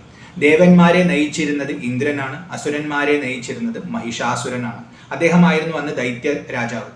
അങ്ങനെ ഈ രണ്ടു കൂട്ടരും ഘോരഘോരം 100 വർഷം യുദ്ധം നടത്തി കഴിഞ്ഞപ്പോൾ യുദ്ധത്തിൽ അസുരന്മാര് ജയിച്ചു, ദേവന്മാരെല്ലാം പരാജയപ്പെട്ടു. അങ്ങനെ പരാജയപ്പെട്ടപ്പോൾ അവരെയെല്ലാം ദേവലോകത്ത് നിന്ന് പിടിച്ചു പുറത്താക്കി മഹിഷാസുരൻ ഏകശാസനം നടത്തി. എല്ലാ ഭരണവും തൻ്റെ കയ്യിൽ. ഓരോ ദേവത ചെയ്യുന്ന പ്രവൃത്തിയും താൻ തന്നെ ചെയ്യുന്ന രീതിയിൽ, എല്ലാ സ്ഥലത്തും തൻ്റെ സ്വാധീനം ചെലുത്തുന്ന രീതിയിൽ ഏകശാസകനായി അദ്ദേഹം വാഴാൻ തുടങ്ങി. ദേവന്മാർക്ക് വളരെയധികം ദുഃഖമായി. ആ ദുഃഖവും സഹിച്ച് അപമാനിതരുമായി അവർ, കാരണം അസുരന്മാരെ തോൽപ്പിച്ച് അവരെ പിടിച്ച് പുറത്താക്കിയപ്പോൾ ആ അപമാനവും ദുഃഖവും എല്ലാം സഹിച്ചുകൊണ്ട് അവർ ബ്രഹ്മാവിനെ ചെന്ന് കണ്ടു, കാര്യങ്ങളെല്ലാം ഉണർത്തിച്ചു. ബ്രഹ്മാവ് ഉടനെ തന്നെ, നമുക്ക് വളരെ ഡീപ്പായ ഒരു ഡിസ്കഷൻ ആവശ്യമാണ്, അതുകൊണ്ട് നമുക്ക് വൈകുണ്ഠത്തിലേക്ക് ചെല്ലാമെന്ന് പറഞ്ഞ് അങ്ങോട്ട് ചെന്നു. അപ്പോൾ അവിടെ ശിവനും ആ സമയത്ത് ഉപസ്ഥിതനാണ്. അങ്ങനെ വിഷ്ണുവിനോടും ശിവനോടും ബ്രഹ്മാവും മറ്റു ദേവന്മാരും നടന്ന സംഭവങ്ങളെല്ലാം പറഞ്ഞു കൊടുത്തു. ഇത് കേട്ട സമയത്ത് വിഷ്ണുവിനും ശിവനും ക്രോധം ജനിച്ചു. വളരെ പെട്ടെന്ന് അവർക്ക് ക്രോധം വന്നു. കാരണം അധർമ്മം കേട്ടാൽ അവരുടെ ഉള്ളിൽ രോഷം ജനിക്കും. അത് ധർമ്മരോഷമാണ്. ധർമ്മം നിലനിർത്താൻ വേണ്ടിയും അധർമ്മത്തെ ഇല്ലാതെയാക്കാൻ വേണ്ടിയുമുള്ള രോഷമാണ്. ആ രോഷം അവരുടെ ഉള്ളിൽ ജനിച്ചു. അത് ജനിച്ച സമയത്ത് അവരുടെ മുഖത്തിൽ നിന്നും ഒരു തേജസ്സായിട്ട് പുറത്തേക്ക് വന്നു. അങ്ങനെ മുഖത്തിൽ നിന്നും തേജസ് പുറത്തേക്ക് വന്നു. ആദ്യം വിഷ്ണുവിൻ്റെയും പിന്നെ ശിവന്റെയും വന്നു. അതേസമയം മറ്റു ദേവന്മാരുടെ, ബ്രഹ്മാവിൻ്റെ, ഇന്ദ്രന്റെ, അഗ്നിയുടെ, വരുണന്റെ, അങ്ങനെ ഓരോ ദേവതമാരുടെ മുഖത്തിൽ നിന്നും തേജസ്സുകൾ വന്നിട്ട് ആ എല്ലാ തേജസ്സും കൂടി സമ്മേളിച്ചുകൊണ്ട് ഒരു സ്ത്രീ രൂപം ധരിച്ചു. പെട്ടെന്നാണ് ഇത് സംഭവിച്ചത്. ആർക്കും ഒന്നും മനസ്സിലായില്ല. എല്ലാവരും നോക്കി നിൽക്കെ അവരവരുടെ ഉള്ളിൽ നിന്നും ഒരു തേജസ് വരുന്നു. ആ തേജസ് കൂട്ടിച്ചേർന്നുകൊണ്ട് ഒരു സ്ത്രീ രൂപത്തെ ഉണ്ടാക്കുന്നു.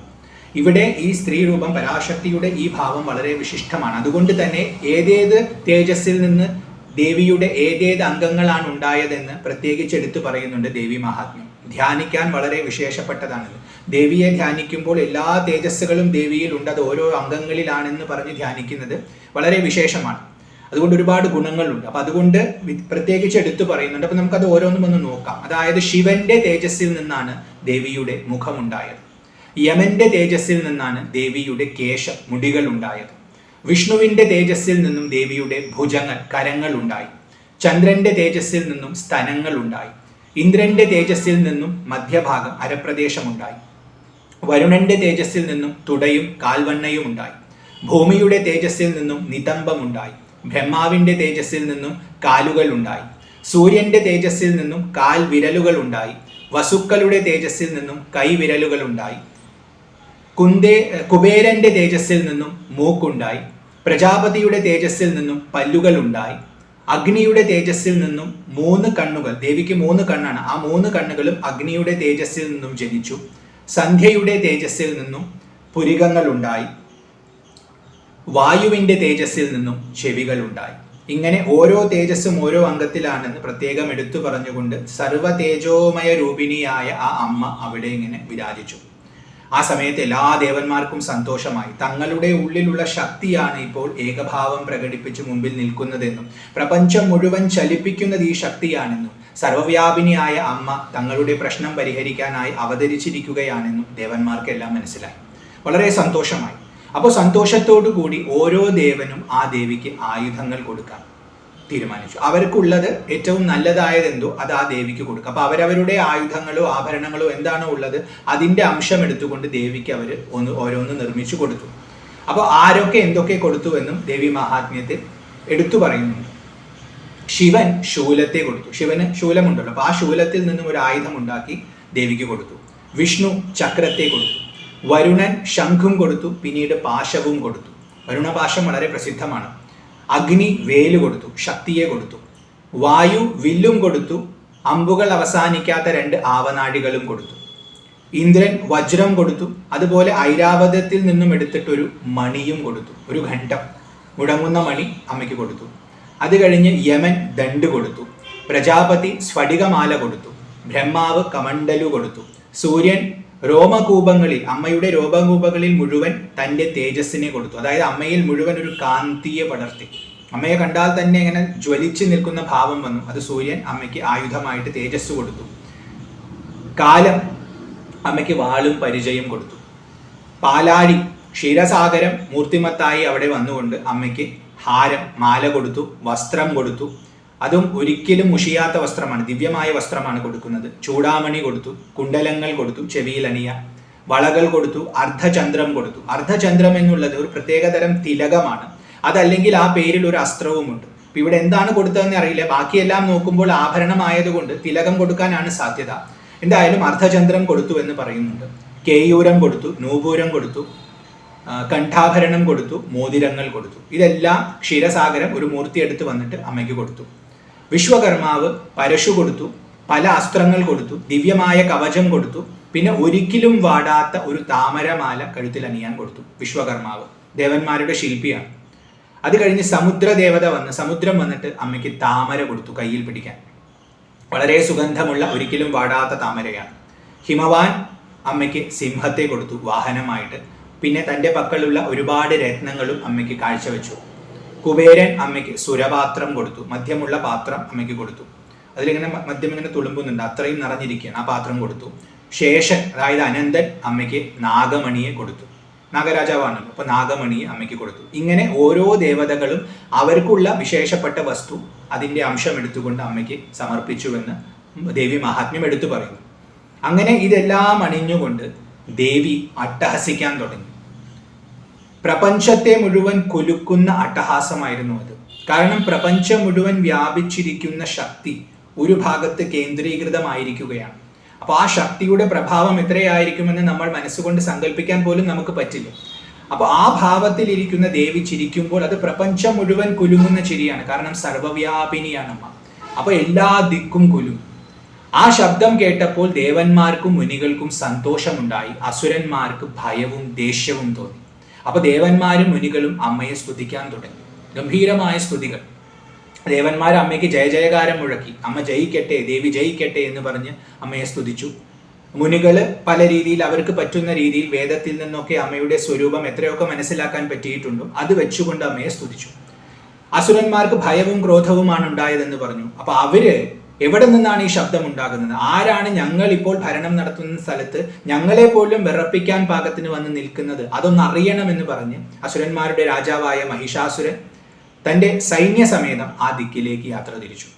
അങ്ങനെ അവർ അവിടെ വന്നെത്തി നോക്കുമ്പോൾ അവർ കാണുന്നത് തേജസ്സിന്റെ പുഞ്ചമായി നിൽക്കുന്ന ഒരു സൂര്യനല്ല, 1000 സൂര്യൻ ഉദിച്ചു നിൽക്കുന്ന കാന്തിയോടുകൂടി 1000 കൈകളോട് കൂടിയ ദേവിയെയാണ്. ദേവിയുടെ അവിടുത്തെ ഭാവം 1000, അതായത് അനന്തം കൈകൾ എന്ന് വേണമെങ്കിൽ പറയാം.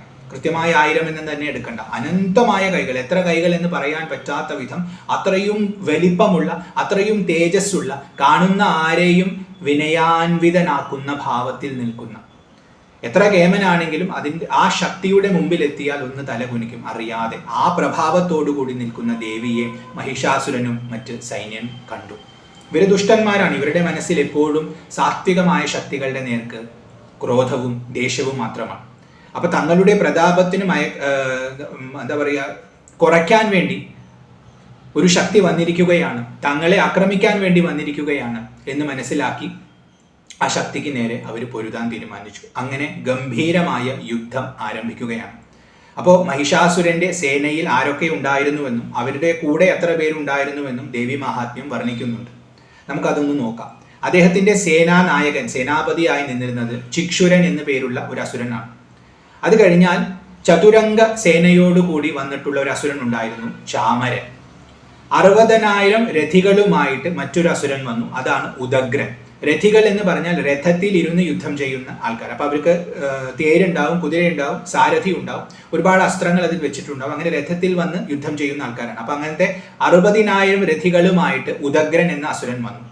1 കോടി രഥികളുമായിട്ട് മഹാഹനു എന്ന അസുരൻ വന്നു. 5 കോടി രഥികളായിട്ട് അസിലോമൻ എന്ന അസുരൻ വന്നു. 60 ലക്ഷം രഥികളായിട്ട് ഭാഷ്കളൻ എന്ന അസുരൻ വന്നു. പിന്നെ ആനപ്പടയും കുതിരപ്പടയും 1 കോടി രഥികളുമായിട്ട് പരിവാരിതൻ എന്ന അസുരൻ വന്നു. 500 കോടി രഥികളായിട്ട് ബിഡാലൻ എന്ന അസുരൻ വന്നു. അങ്ങനെ ഗംഭീരമായ യുദ്ധം അവിടെ ആരംഭിച്ചു. അസുരന്മാര് അവരുടെ കയ്യിലുള്ള എല്ലാ അസ്ത്രങ്ങളും ശസ്ത്രങ്ങളും ഒരേ സമയം ദേവിയുടെ നേർക്ക് അയക്കുകയാണ്. എന്നാൽ ദേവി വളരെ മിടുക്കോടുകൂടി എവിടെ നിന്ന് ഏതെല്ലാം അസ്ത്രങ്ങൾ ശസ്ത്രങ്ങൾ വരുന്നുണ്ടോ അതെല്ലാം മനസ്സിലാക്കി അതിന് പ്രത്യസ്ത്രങ്ങൾ അയച്ചുകൊണ്ട് അനായാസമായി അതിനെയെല്ലാം ഖണ്ഡിച്ചു. ദേവിയുടെ മുഖം കണ്ടാൽ ഒരു പരിശ്രമവും അവിടെ കാണാനില്ല. അനായാസമായിട്ടാണ് ചെയ്യുന്നത്. അസുരന്മാര് വളരെ ബലപ്പിടിച്ച് വളരെ അധ്വാനിച്ചുകൊണ്ടാണ് യുദ്ധം ചെയ്യുന്നത്. ദേവിക്ക് ലാഘവമാണ്. ആ ഭാവത്തിൽ അസുരന്മാർ അയച്ചിട്ടുള്ള എല്ലാ അസ്ത്രങ്ങളും ശസ്ത്രങ്ങളും ദേവി നിരാകരിച്ചു, അതിനെ ഭസ്മമാക്കി കളഞ്ഞു. ആ സമയത്ത് ദേവിയുടെ സിംഹം ആ യുദ്ധക്കളത്തിലേക്ക് എടുത്തു ചാടി, അസുരന്മാരുടെ ഇടയിലേക്ക് എടുത്തു ചാടി. എങ്ങനെ ചാടി എന്ന് ചോദിച്ചാൽ, ഒരു കാട്ടിൽ ദുഷ്ടമൃഗങ്ങൾ വാഴുന്ന കാട്ടിലേക്ക് കാട്ടുതീ പടരുന്ന പോലെയാണ് ആ സിംഹം അവിടേക്ക് ചാടി. ആ യുദ്ധക്കളം മുഴുവൻ ആ സിംഹം ചരിക്കാൻ തുടങ്ങി. അപ്പോൾ കാട്ടുതീയുടെ ശോഭയോടുകൂടി ദുഷ്ടമൃഗങ്ങളെ മുഴുവൻ നശിപ്പിക്കുന്ന കാട്ടുതീയെ പോലെ അസുരന്മാരെ മുഴുവൻ നശിപ്പിക്കുന്ന സിംഹം അവിടെ ഇങ്ങനെ സഞ്ചരിക്കാൻ തുടങ്ങി. ആ സമയത്ത് സിംഹം ഇങ്ങനെ നടന്ന് കാണുന്ന അസുരന്മാരെയൊക്കെ പ്രഹരിക്കുന്നുണ്ട്, അവരെയൊക്കെ വധിക്കുന്നുണ്ട്. ആ സമയത്ത് ദേവിയുടെ നിശ്വാസത്തിൽ നിന്നും ഒരുപാട് ഗണങ്ങൾ അവിടെ പ്രത്യക്ഷപ്പെട്ടു. ദേവിയുടെ ഗണങ്ങൾ അവിടെ പ്രത്യക്ഷപ്പെട്ടു. ശ്വാസമൊന്നും വിട്ടതേ ഉള്ളൂ, അതിൽ നിന്നാണ് ഇത്രയും അധികം ഗണങ്ങൾ അവിടെ ഉണ്ടായത്. അങ്ങനെ ആ ഗണങ്ങളെല്ലാം അസുരന്മാരെ വധിക്കാൻ തുടങ്ങി.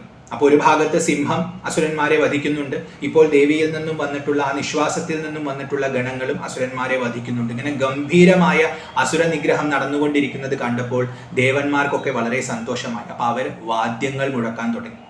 അമ്മയുടെ ഗണങ്ങളിൽ തന്നെ പലരും പല വാദ്യങ്ങളും ധരിച്ചവരാണ്, അവരും അത് മുഴക്കാൻ തുടങ്ങി. അപ്പോൾ ഓരോരുത്തരെ വധിക്കും, അതോടൊപ്പം വാദ്യങ്ങൾ മുഴങ്ങും. അങ്ങനെ വാദ്യഘോഷങ്ങളാൽ മുഖരിതമായ അന്തരീക്ഷമായി മാറി ആ യുദ്ധക്കളം. ഗംഭീരമായ ധ്വനിയാണ് എല്ലാ സ്ഥലത്തും, ആഘോഷമായി മാറി യുദ്ധം. കാരണം അസുര നിഗ്രഹം എന്നും ഒരു ശ്രേഷ്ഠമായ പ്രവൃത്തിയാണ്, ആഘോഷിക്കപ്പെടേണ്ട പ്രവൃത്തിയാണ്. അപ്പോൾ അതുകൊണ്ട് ആഘോഷ സമാനമായ അന്തരീക്ഷമായിരുന്നു അവിടെ മുഴുവൻ. അങ്ങനെ വാദ്യങ്ങളൊക്കെ മുഴങ്ങിക്കൊണ്ടിരിക്കുന്ന സമയത്ത് ദേവിയുടെ മണി, ദേവിക്ക് വിശേഷപ്പെട്ട ഒരു മണി കൊടുത്തിട്ടുണ്ടല്ലോ, ഇന്ദ്രനാണ് കൊടുത്തത്, ഐരാവതത്തിൽ നിന്ന് എടുത്തു കൊടുത്ത മണിയാണത്. ആ മണിയുടെ ശബ്ദം കേട്ടുകൊണ്ട് തന്നെ പല അസുരന്മാരും ബോധം കെട്ട് വീഴാൻ തുടങ്ങി. അസുരശക്തികളെ നിഗ്രഹിക്കാൻ കെൽപ്പുള്ള, അവരുടെ ശക്തിയെ അവരുടെ വീര്യത്തെ കുറയ്ക്കാൻ കെൽപ്പുള്ള മണിനാദമാണ് ദേവിയുടെ മണിനാദം. അപ്പൊ ആ നാദം കേട്ടിട്ട് ഒരുപാട് പേര്, ലക്ഷം ലക്ഷം ആൾക്കാർ ഇങ്ങനെ ബോധം കെട്ട് വീഴാൻ തുടങ്ങി. യുദ്ധം നടന്നുകൊണ്ടിരിക്കുകയാണ്. പലരുടെയും കൈയറ്റു പോകുന്നുണ്ട്, തലയറ്റു പോകുന്നുണ്ട്. പല അസ്ത്രങ്ങളും ഗണങ്ങളും ഉപയോഗിക്കുന്നുണ്ട്, ദേവിയും ഉപയോഗിക്കുന്നുണ്ട്, സിംഹവും പല രീതിയിൽ ആക്രമിക്കുന്നുണ്ട്. അപ്പൊ കൈയറ്റും തലയറ്റും ഒക്കെ അസുരന്മാർ ഇങ്ങനെ വീഴാൻ തുടങ്ങി. യുദ്ധക്കളം മുഴുവൻ അംഗങ്ങളെ കൊണ്ട് ഇങ്ങനെ നിറയാൻ തുടങ്ങി. രക്തം അവിടെ നിറയാൻ തുടങ്ങി. ചില അസുരന്മാര് കബന്ധങ്ങളായി, അതായത് തലയറ്റുപോയ അവസ്ഥയിലും നിലത്തു വീഴാതെ നിന്ന് തുള്ളുന്നുണ്ട്. അപ്പൊ കബന്ധങ്ങൾ നൃത്തം വെക്കാൻ തുടങ്ങി. ചില കബന്ധങ്ങൾ ഒരു ഭാഗത്ത് കിടന്ന് ഇളകുന്നു, മറുഭാഗത്ത് ശിരസ്, അതിന് പ്രാണൻ പോയിട്ടില്ല, അപ്പൊ ശിരസ് എന്തൊക്കെയോ ജൽപ്പനങ്ങൾ പറയുന്നുണ്ട് ദേവിക്ക് നേർക്ക്. ഇങ്ങനെ വളരെ ഘോരമായ ഒരു അന്തരീക്ഷമാണ് അവിടെ. എല്ലാ അസുരന്മാരുടെയും ദേഹത്തിൽ നിന്നും ഒഴുകുന്ന രക്തം പുഴകളായിട്ട് പല സ്ഥലത്തും കാണപ്പെട്ടു എന്നാണ് ദേവി മഹാത്മ്യം പറയുന്നത്. അത്രയും ഘോരമായ യുദ്ധമാണ്. ഇങ്ങനെ യുദ്ധം നടന്നുകൊണ്ടിരിക്കുന്ന സമയത്ത് ദേവി വധിക്കുന്നത്, ഉണങ്ങിയ പുല്ലിനെ അഗ്നി എങ്ങനെയാണോ ഭസ്മമാക്കുന്നത് അതുപോലെയാണ് ദേവി അസുരന്മാരെ ഇല്ലാതെയാക്കുന്നത്, അസുരന്മാരെ ഭസ്മമാക്കുന്നത് എന്നാണ് ദേവി മഹാത്മ്യം പറയുന്നത്. ദേവിയുടെ മഹിമ വ്യക്തമാക്കാനുള്ള കഥയാണ്. അതുകൊണ്ട് ഇത് നല്ലോണം മനസ്സിലാക്കണം. ഈ പ്രവൃത്തിയൊക്കെ ദേവിക്ക് എത്ര ലാഘവത്തോടു കൂടി ചെയ്യാൻ പറ്റുന്നുവെന്ന് നമ്മൾ കാണുമ്പോഴാണ് ദേവിയുടെ മഹിമ നമുക്ക് ബോധ്യപ്പെടാം. അപ്പോൾ വളരെ ലാഘവത്തോടു കൂടി ഉണങ്ങിയ പുല്ലിനെ അഗ്നി കത്തിക്കുന്ന പോലെ ഈ അസുരന്മാരെ മുഴുവൻ ദേവി ഭസ്മമാക്കാൻ തുടങ്ങി. ആ സമയത്ത് സിംഹം ഗർജിക്കുന്നുണ്ട്. യുദ്ധം നല്ല കേമമായി നടന്നുകൊണ്ടിരിക്കുകയാണ്. തങ്ങൾക്ക് വിജയമാണെന്ന് മനസ്സിലാക്കി സിംഹം ഗർജിക്കുന്നുണ്ട്. ആ ഗർജനം അവിടെ മുഴുവൻ പടരുന്നുണ്ട്. അതോടൊപ്പം തന്നെ ദേവന്മാർ പുഷ്പവൃഷ്ടി നടത്തുന്നുണ്ട്. എല്ലാവരും ആഹ്ലാദിക്കുകയാണ്. കാരണം തിമിർത്താടുന്ന യുദ്ധം ദേവിയാണ് ജയിക്കുന്നതെന്ന് എല്ലാവർക്കും മനസ്സിലായതുകൊണ്ട് അന്തരീക്ഷത്തിൽ വീണ്ടും ആ ആഘോഷത്തിന്റെ ധ്വനി ഇങ്ങനെ മുഴങ്ങിക്കൊണ്ടിരിക്കുകയാണ്. അപ്പൊ ഇങ്ങനെ ഓരോ അസുരന്മാരും മരിച്ചു വീഴുന്നത് കണ്ടുകൊണ്ടിരിക്കുമ്പോൾ സേനാനായകന് സ്വാഭാവികമായിട്ടും ദേഷ്യം വരും. ചിക്ഷുരനാണല്ലോ സേനാനായകൻ. അപ്പൊ അദ്ദേഹം ദേവിയുടെ നേർക്ക് വന്ന് ദേവിയെ ആക്രമിക്കാൻ തുടങ്ങി. ആക്രമിക്കാൻ തുടങ്ങിയ സമയത്ത് ദേവി ആദ്യം അവന്റെ കുതിരയെയും പിന്നെ ആ കുതിരയെ നയിക്കുന്ന സാരഥിയെയും വധിച്ചു. അവർ രണ്ടുപേരും വധിച്ചു കഴിഞ്ഞപ്പോൾ അവന്റെ രഥത്തെ ഭസ്മമാക്കി. തീക്ഷ്ണമായ ഒരു അസ്ത്രം അയച്ചുകൊണ്ട് രഥത്തെ ഭസ്മമാക്കി. അവന്റെ വില്ലൊടിച്ചു. അവന്റെ രഥത്തിന്റെ മുകളിൽ ഉണ്ടായിരുന്ന കൊടിയെ നശിപ്പിച്ചു. അങ്ങനെ അവന് സംരക്ഷണം നൽകുന്ന, അവനെ അഹങ്കാരപ്രദമാക്കുന്ന ചിഹ്നങ്ങളെല്ലാം ഓരോന്നോരോന്നായി നശിപ്പിച്ചു. അങ്ങനെ എല്ലാം നശിച്ചു കഴിഞ്ഞപ്പോൾ അവൻ ആ രഥത്തിൽ നിന്നും ഒരു വാളെടുത്തിട്ട് സിംഹത്തിന്റെ നേർക്ക് തിരിഞ്ഞു. ദേവിയെ ആക്രമിക്കാൻ പറ്റുന്നില്ല എന്ന് മനസ്സിലാക്കിയപ്പോൾ ദേവിയുടെ വാഹനത്തെ ആക്രമിക്കാം എന്ന് കരുതി സിംഹത്തിന്റെ നേർക്ക് തിരിഞ്ഞ് സിംഹത്തിന്റെ മസ്തകത്തിലേക്ക് ആ വാല് കൊണ്ടൊരു അടി കൊടുത്തു. സിംഹത്തിന് അടി കിട്ടി. സിംഹത്തിന് കാര്യമായിട്ടൊന്നും ബാധിച്ചില്ല. പക്ഷെ അടി കിട്ടിയ ഒരു ഷോക്കിൽ തലയൊന്ന് കുലുക്കി സിംഹം ഗർജിച്ചുകൊണ്ട് നിൽക്കുന്ന സമയത്ത് ആ തക്കത്തിൽ തന്നെ അവൻ ആ വാളെടുത്തിട്ട് ദേവിയുടെ ഇടത്ത് കൈയിലേക്കും ആക്രമിച്ചു. പക്ഷേ ദേവിയുടെ ദേഹത്ത് ആ വാള് സ്പർശിച്ചപ്പോൾ ആ വാള് പൊടിഞ്ഞു പോയി എന്നാണ് പറയുന്നത്. ദേവിക്ക് ഒരു മുറിവും ഉണ്ടായില്ല. ദേവിയുടെ അത്രയും ശക്തിയുടെ മൂർത്തിമത് ഭാവമായി നിൽക്കുകയാണ് അമ്മ. അപ്പൊ സ്പർശിച്ചപ്പോൾ തന്നെ വാള് പൊടിഞ്ഞുപോയി. അവന് വല്ലാത്ത ഭയം തോന്നി. കാരണം അത്രയും മൂർച്ചയുള്ള ഒരുപാട് അസുരന്മാരെ, ഒരുപാട് ദേവന്മാരെ വധിച്ചിട്ടുള്ള വാളാണ്. സുരന്മാരെ പൊരുതി ജയിച്ചിട്ടുള്ള വാളാണ്. ആ വാളാണ് അമ്മയെ സ്പർശിച്ച മാത്രയിൽ പൊടിഞ്ഞു പോയത്. പക്ഷെ അസുരനാണ്, ഉള്ളിൽ നല്ല വീര്യമുണ്ട്. അപ്പൊ പിന്മാറാൻ തയ്യാറായില്ല. ഉടനെ തന്നെ തപ്പി നോക്കിയപ്പോൾ അടുത്ത് നിന്നൊരു ശൂലം കിട്ടി. അപ്പൊ ആ ശൂലം എടുത്തിട്ട് ദേവിയുടെ നേർക്ക് എറിഞ്ഞു. ദേവി തിരിച്ചൊരു ശൂലം അയച്ചു. രണ്ട് ശൂലങ്ങളും പരസ്പരം മുട്ടി. ആ ശൂലം പൊടിഞ്ഞു. ശൂലം പൊടിച്ചതിന് ശേഷം ദേവിയുടെ ശൂലം അവന്റെ നേർക്ക് വീണ്ടും പോയി അവന്റെ മാറു പിളർന്നുകൊണ്ട് അവന്റെ പ്രാണനെ ആ ശൂലം അപഹരിച്ചു. അങ്ങനെ അവൻ മരിച്ചു വീണു. അപ്പോൾ സേനാനായകൻ, മഹിഷാസുരന്റെ സേനാനായകൻ മരണപ്പെട്ടു. ചിക്ഷുരൻ മരണപ്പെട്ടു. ഇത് അവിടെയുള്ള എല്ലാവരും കാണുകയാണ്. അപ്പോൾ മറ്റുള്ള ആൾക്കാർക്കൊക്കെ രോഷം വന്നു. അപ്പോൾ ആ സമയത്ത് ചാമരൻ എന്ന അസുരൻ ആനപ്പുറത്ത് വന്നു. അദ്ദേഹം അമ്മയുടെ നേർക്ക് വേലയച്ചു. അദ്ദേഹത്തിന്റെ ആയുധം, പ്രധാന ആയുധം വേലാണ്. വേലയച്ചു. ശക്തി എന്നാണ് വേലിനെ വിളിക്കുക. അപ്പൊ ആ വേല് തന്റെ നേർക്ക് വരുന്നത് കണ്ടപ്പോൾ അമ്മ ഒരു ഹുങ്കാരം പുറപ്പെടുവിച്ചു. ആയുധമൊന്നും അയച്ചില്ല, വെറുതെ ഹും എന്ന് ഉച്ചരിച്ചു. ആ ഹുങ്കാര ധ്വനിയിൽ ആ വേല് നശിച്ചുപോയി. അത് ഭസ്മമായി പോയി. ഇത് കണ്ടപ്പോൾ അവന് കൂടുതൽ ദേഷ്യം വന്നു. അപ്പൊ അവൻ ഒരു ശൂലം എടുത്തിട്ട് ദേവിയുടെ നേർക്ക് അയച്ചു. ദേവി ഉടനെ തന്നെ അമ്പ ചെയ്തുകൊണ്ട് ആ ശൂലത്തെ നശിപ്പിച്ചു. ഇങ്ങനെ ദേവിയും അവനും കൂടി യുദ്ധം നടന്നുകൊണ്ടിരിക്കുന്ന സമയത്ത് സിംഹത്തിന് ആവേശമായി. അപ്പോൾ സിംഹം ചാടി വന്ന് ആ ആനയുടെ തലയിലേക്ക് കയറി ആ ആനയുടെ തലയിൽ ഒരു അടി കൊടുത്തു. അപ്പൊ ആന ഒന്ന് കുനിഞ്ഞു. അങ്ങനെ ആ ആനയുടെ തലയിൽ നിന്നുകൊണ്ട് ഇവൻ സിംഹം ആ അസുരനുമായിട്ട്, അതായത് ചാമരനുമായിട്ട് യുദ്ധം നടത്താൻ തുടങ്ങി. ദ്വന്ദ്വയുദ്ധമാണ്. സിംഹത്തിന്റെ ബാഹുബലം അത്രയും ഗംഭീരമാണ്. അപ്പൊ അസുരന് പിടിച്ചു നിൽക്കാൻ വളരെയധികം ബുദ്ധിമുട്ട് തോന്നി. അങ്ങനെ രണ്ടുപേരും കൂടി യുദ്ധം നടന്ന് ആനപ്പുറത്തുനിന്ന് യുദ്ധം നടന്ന് അവസാനം സിംഹം തന്റെ പഞ്ച കൊണ്ട് അവന്റെ ശിരസ് അറുത്ത് കളഞ്ഞു. ഒരൊറ്റ അടി കൊടുത്തു. ആ ശിരസ് തെറിച്ചു വീണു. അവൻ മരണപ്പെട്ടുകൊണ്ട് താഴേക്ക്, ആ ആനയിൽ നിന്ന് താഴേക്ക് യുദ്ധക്കളത്തിൽ വീണ് ചോര വാർന്നുകൊണ്ട് അവിടെ കിടന്നു. അങ്ങനെ ചാമരനും വധിക്കപ്പെട്ടു.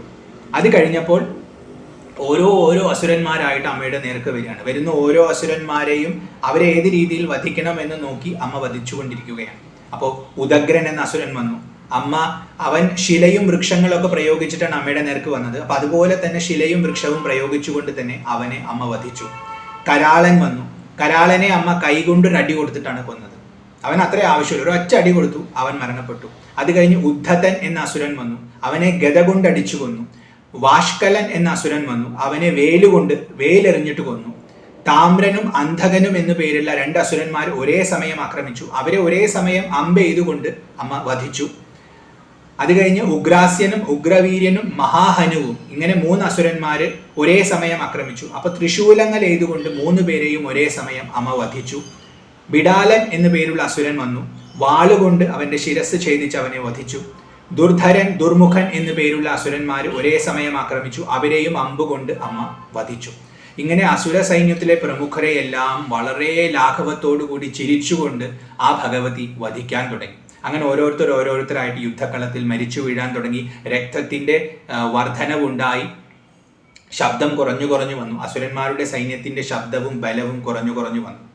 ഇത് കണ്ട സമയത്ത് മഹിഷാസുരന് മനസ്സിലായി ഇനി താൻ ഇറങ്ങിയേ പറ്റൂ. അപ്പൊ മഹിഷാസുരൻ വളരെ ദൂരെ നിന്നുകൊണ്ട് ഇതൊക്കെ നോക്കിക്കൊണ്ട് നിൽക്കുകയാണ്. അദ്ദേഹം യുദ്ധക്കളത്തിലേക്ക് ഇറങ്ങി. അദ്ദേഹം യുദ്ധക്കളത്തിലേക്ക് ഇറങ്ങുന്നത്, അദ്ദേഹത്തിന് മഹിഷാസുരൻ എന്ന പേര് കിട്ടാൻ തന്നെ കാരണം അദ്ദേഹത്തിന്റെ ഒരു സിദ്ധിയാണ്. അദ്ദേഹത്തിന് പോത്തിന്റെ ആകൃതി എടുക്കാനുള്ള കഴിവുണ്ട്. ഏത് ആകൃതിയും എടുക്കാം, പക്ഷെ പോത്തിന്റെ ആകൃതിയാണ് പൊതുവെ എടുക്കാറുള്ളത്. അതുകൊണ്ടാണ് അദ്ദേഹത്തിന് മഹിഷാസുരൻ എന്ന പേര് വന്നത്. അപ്പൊ അദ്ദേഹം പോത്തിന്റെ ആകൃതി ധരിച്ചുകൊണ്ട് അമ്മയുടെ നേർക്ക് പാഞ്ഞു. അപ്പൊ ആ ഓട്ടം എന്ന് പറഞ്ഞ ഒരു ചെറിയ പോത്തൊന്നുമല്ല, ഭീമാകാരമായ പോത്താണ്. പർവ്വതങ്ങളെയൊക്കെ തെറിപ്പിക്കാൻ കെൽപ്പുള്ള അത്രയും വലിയ ആകാരത്തോടു കൂടിയ പോത്താണ്, സാധാരണ പോത്തല്ല. അപ്പൊ ആ ഭാവത്തിൽ തന്റെ വാലുകൊണ്ട് കുറെ പേരെ തല്ലി, കൊമ്പ് കൊണ്ട് കുറെ പേരെ കുത്തി, കാലുകൊണ്ട് കുറെ പേരെ പ്രഹരിച്ചുകൊണ്ട് യുദ്ധക്കളത്തിൽ മുഴുവൻ ഭീതി പടർത്തിക്കൊണ്ട് ഈ മഹിഷാസുരൻ അമ്മയുടെ നേർക്ക് വരികയാണ്. അങ്ങനെ വരുന്ന സമയത്ത് അമ്മയുടെ ഗണങ്ങൾ ഓരോരുത്തരായിട്ട് മഹിഷാസുരനെ തടയാൻ വരുന്നുണ്ട്. അവരെയൊക്കെ മഹിഷാസുരൻ തട്ടിത്തെറിപ്പിക്കുന്നുണ്ട്. അങ്ങനെ തട്ടിത്തെറിപ്പിച്ചുകൊണ്ട് മഹിഷാസുരൻ വന്ന് നിൽക്കുമ്പോൾ അവൻ ആ സിംഹത്തെ കണ്ടു, അമ്മയുടെ വാഹനത്തെ കണ്ടു. അപ്പൊ അതിലേക്ക് ശ്രദ്ധ കേന്ദ്രീകരിച്ചു. കാരണം മൃഗമായിട്ട് വരികയാണ്. അപ്പൊ മൃഗേന്ദ്രനെ കണ്ടപ്പോൾ അങ്ങോട്ട് ശ്രദ്ധ തിരിച്ചുകൊണ്ട് അവൻ ആ സിംഹത്തിന്റെ നേർക്ക് എടുത്തൊരു ചാട്ടം ചാടി. ഭീമാകാരനായ അസുരനാണ്, എന്നാൽ അമ്മയുടെ സിംഹവും അത്രയും വലിപ്പമുള്ള, അത്രയും കെൽപ്പുള്ള ആളാണ്. അപ്പൊ എടുത്തു ചാടി ആ സിംഹത്തെ ആക്രമിക്കാൻ പോകുന്നത് അമ്മ കണ്ടു. അമ്മയ്ക്ക് ദേഷ്യം വന്നു. ഞാൻ ഇവിടെ നിൽക്കുമ്പോൾ എൻ്റെ നേർക്ക് വരാതെ എൻ്റെ വാഹനത്തിന്റെ നേർക്കാണ് ഇവൻ പോകുന്നത് എന്ന് പറഞ്ഞ് അമ്മയ്ക്ക് ക്രോധമുണ്ടായി. ആ ക്രോധമുണ്ടായ സമയത്ത് അമ്മയുടെ ആ പാശം, വരുണദേവൻ കൊടുത്ത പാശമുണ്ടല്ലോ, ആ പാശം എറിഞ്ഞുകൊണ്ട് അവനെ ബന്ധിച്ചു. അപ്പൊ ആ പാശം അവന്റെ ആ വലിയ ദേഹത്തെ മുഴുവൻ കെട്ടി വലിച്ചപ്പോൾ അവന് എസ്കേപ്പ് ആവാൻ പറ്റുന്നില്ല. അതിൽ നിന്നും മോചനം നേടാൻ അവന് പറ്റുന്നില്ല. ഇത് മനസ്സിലാക്കിയപ്പോൾ അവൻ തന്റെ ആകാരത്തെ മാറ്റി പോത്തിന്റെ രൂപം ഉപേക്ഷിച്ചിട്ട് അവൻ സിംഹത്തിന്റെ രൂപം എടുത്തു. അപ്പൊ കുറച്ച് പോത്ത് ഭീമാകാരമാണ്, ഇത് കുറച്ചും കൂടി ചെറിയൊരു ആകാരം എടുത്തപ്പോൾ ആ പാശത്തിൽ നിന്ന് അവൻ രക്ഷപ്പെടാൻ നോക്കി. ആ സിംഹാകാരവുമായിട്ട് അവൻ ദേവിയുടെ നേർക്കടുത്തു. ആ സമയത്ത് ദേവി വാളെടുത്തിട്ട് അവന്റെ നേർക്ക് ഓങ്ങി അടിക്കാൻ വേണ്ടി പോവുകയാണ്. ആ ദേവി തന്നെ വാളുകൊണ്ട് അടിക്കാൻ വരുന്നു എന്ന് കണ്ടപ്പോൾ സിംഹത്തിന്റെ രൂപത്തിൽ നിൽക്കുന്ന മഹിഷാസുരൻ ഉടനെ തന്നെ രൂപം മാറ്റി ഒരു പുരുഷന്റെ ആകാരം എടുത്തിട്ട് വാള് പിടിച്ചിട്ട് ദേവിക്ക് എതിരെ നിൽക്കാനായിട്ട് തുടങ്ങി. ആ സമയത്ത് അവൻ വാളുമായിട്ട് വരികയാണെന്ന് മനസ്സിലാക്കിയപ്പോൾ ഇവൻ വീണ്ടും ആകാരം മാറും. അതുകൊണ്ട് വാള് വേണ്ട എന്ന് കരുതി അമ്മ അമ്പെടുത്ത് ഒരുപാട് അമ്പുകൾ അവന്റെ നേർക്കയച്ചു. ശരവർഷം തന്നെ നടത്തി. അമ്പിന്റെ ഒരു മഴ തന്നെ അവിടെ നടത്തി. ആ സമയത്ത് അതിൽ നിന്നെല്ലാം കുതറി മാറി അവൻ ഒരു ആനയുടെ ആകാരം എടുത്ത് വളരെ വേഗത്തിൽ അവിടെ നിന്ന് മാറാൻ തുടങ്ങി. അങ്ങനെ ആനയുടെ ആകാരം എടുത്ത് മാറി അവൻ വീണ്ടും സിംഹത്തിന്റെ മുമ്പിൽ എത്തിയപ്പോൾ തന്റെ തുമ്പിക്കൈ കൊണ്ട് സിംഹത്തെ പിടിച്ച് വലിച്ചിഴയ്ക്കാൻ നോക്കി. അപ്പൊ തുമ്പിക്കൈ കൊണ്ട് വലിച്ചിഴയ്ക്കുന്നത് കണ്ടു. സിംഹം പ്രതികരിക്കുന്നതിന് മുമ്പ് തന്നെ അമ്മയുടെ ശ്രദ്ധ അവിടെ എത്തിയത് കൊണ്ട് അമ്മ അവന്റെ തുമ്പിക്കൈ വാളുകൊണ്ട് മുറിച്ചു. അവന്റെ തുമ്പിക്കൈ മുറിഞ്ഞതും അവൻ വീണ്ടും പോത്തിന്റെ ആകാരം സ്വീകരിച്ചു. മായാരൂപങ്ങളാണല്ലോ. അപ്പൊ പോത്തിന്റെ ആകാരം സ്വീകരിച്ചുകൊണ്ട് അവൻ അമ്മയുടെ ഗണത്തിന്റെ നേർക്ക് തിരിഞ്ഞു. അപ്പൊ ഗണങ്ങളെ അവൻ ആക്രമിക്കാൻ തുടങ്ങി. കാരണം സിംഹത്തെയോ ദേവിയെയോ അവനൊന്നും ചെയ്യാൻ പറ്റുന്നില്ല എന്ന് മനസ്സിലാക്കിയപ്പോൾ അവൻ ഗണങ്ങളുടെ നേർക്ക് തിരിഞ്ഞു. ഈ ദുഷ്ടന്മാരൊക്കെ അങ്ങനെയാണ്. അവർക്ക് എതിർത്ത് നിൽക്കാൻ പറ്റില്ല എന്ന് മനസ്സിലാക്കിയാൽ അവർ പിൻവലി. കാരണം അവരുടെ അഹങ്കാരം ഓടാൻ സമ്മതിക്കില്ലെങ്കിലും മറ്റു ദിക്കിലേക്ക് അവര് ബലം കുറഞ്ഞ ആൾക്കാരുടെ നേർക്കാണ് എപ്പോഴും ദുഷ്ടത കാട്ടുക. മഹിഷാസുരനും ഇവിടെ അത് തന്നെ കാണിക്കാൻ തുടങ്ങി. അങ്ങനെ ഗണങ്ങളുടെ നേർക്ക് തിരിഞ്ഞു. ഇത് കണ്ട സമയത്ത് ഈ ഗണങ്ങളെ ആക്രമിക്കുന്നത് കണ്ടു. അവനിങ്ങനെ അലറിയിട്ട് പോത്തിന്റെ ഭാവത്തിൽ ഇത് ചെയ്യണം, ആക്രമണം നടത്തുകയാണ്. ഇത് കണ്ടിരിക്കുന്ന അമ്മയ്ക്ക് ചിരി വന്നു. അമ്മ തന്റെ കയ്യിലുള്ള ആ സുരപാത്രത്തിൽ നിന്നും കുറച്ച് സുര കുടിച്ച് ഉറക്കെ ചിരിച്ചുകൊണ്ട് അവനെ നോക്കുകയാണ്. അപ്പൊ അവൻ കൊമ്പുകൊണ്ട് പർവ്വതത്തെ ഇങ്ങനെ തട്ടിയിട്ട് അമ്മയുടെ നേർക്ക് അയക്കണം. അപ്പൊ അമ്മ ഇത് കുടിച്ചുകൊണ്ട് ചിരിക്കുകയാണ്. ഈ വരുന്ന പർവ്വതങ്ങൾ അമ്മ മറ്റേ കൈ കൊണ്ട് അമ്പെയ്ത് വീഴ്ത്തുന്നുണ്ട്. അപ്പൊ വരുന്ന പർവ്വതങ്ങളൊക്കെ പൊടിഞ്ഞു പോവുകയാണ്. ആ മഹാരാജ്ഞിയുടെ ആ ഭാവം നമ്മുടെ മനസ്സിൽ തെളിയണം. കാരണം അത്രയും ലാഘവത്തോടെ സുര കുടിച്ചുകൊണ്ട് വളരെ ലളിതമായി വളരെ രസിച്ചുകൊണ്ടാണ് അമ്മ ഇരിക്കുന്നത്. അവൻ അയക്കുന്നത് വലിയ വലിയ പർവ്വതങ്ങളാണ്, അതിനൊക്കെ പൊടിയിച്ച് കളിയുകയാണ്. കാരണം അത്രയേ ഉള്ളൂ അമ്മയ്ക്ക് ഇവനൊക്കെ. അപ്പൊ ആ ഭാവത്തിൽ ഇരിക്കുകയാണ്. അങ്ങനെ ഇരുന്ന് ഇവൻ പല പരാക്രമങ്ങളും തന്റെ നേർക്ക് കാട്ടുമ്പോൾ ഇതൊക്കെ കണ്ടിട്ട് പറയാണ്, ഞാൻ ഇത് കുടിക്കുന്നത് വരെ നീ ഇങ്ങനെ ഗർജിച്ചോ, നീ ഇങ്ങനെ അട്ടഹസിച്ചോ, ഇങ്ങനെ തിമിർത്ത് കളിച്ചോ. എൻ്റെ ഇത് കുടി നിർത്തിക്കഴിഞ്ഞാൽ ഞാൻ യുദ്ധത്തിലേക്ക് ഇറങ്ങിയാൽ പിന്നെ ദേവന്മാരുടെ ഗർജനം ഇവിടെ മുഴങ്ങും. അവരുടെ അട്ടഹാസം, അവരുടെ ആഹ്ലാദം ഈ യുദ്ധഭൂമിയിൽ മുഴങ്ങും. കാരണം നീ വധിക്കപ്പെടും, അത് ഉറപ്പാണ് എന്ന് പറഞ്ഞു. അപ്പൊ മഹിഷാസുരന് ദേഷ്യം വരുന്നുണ്ട്.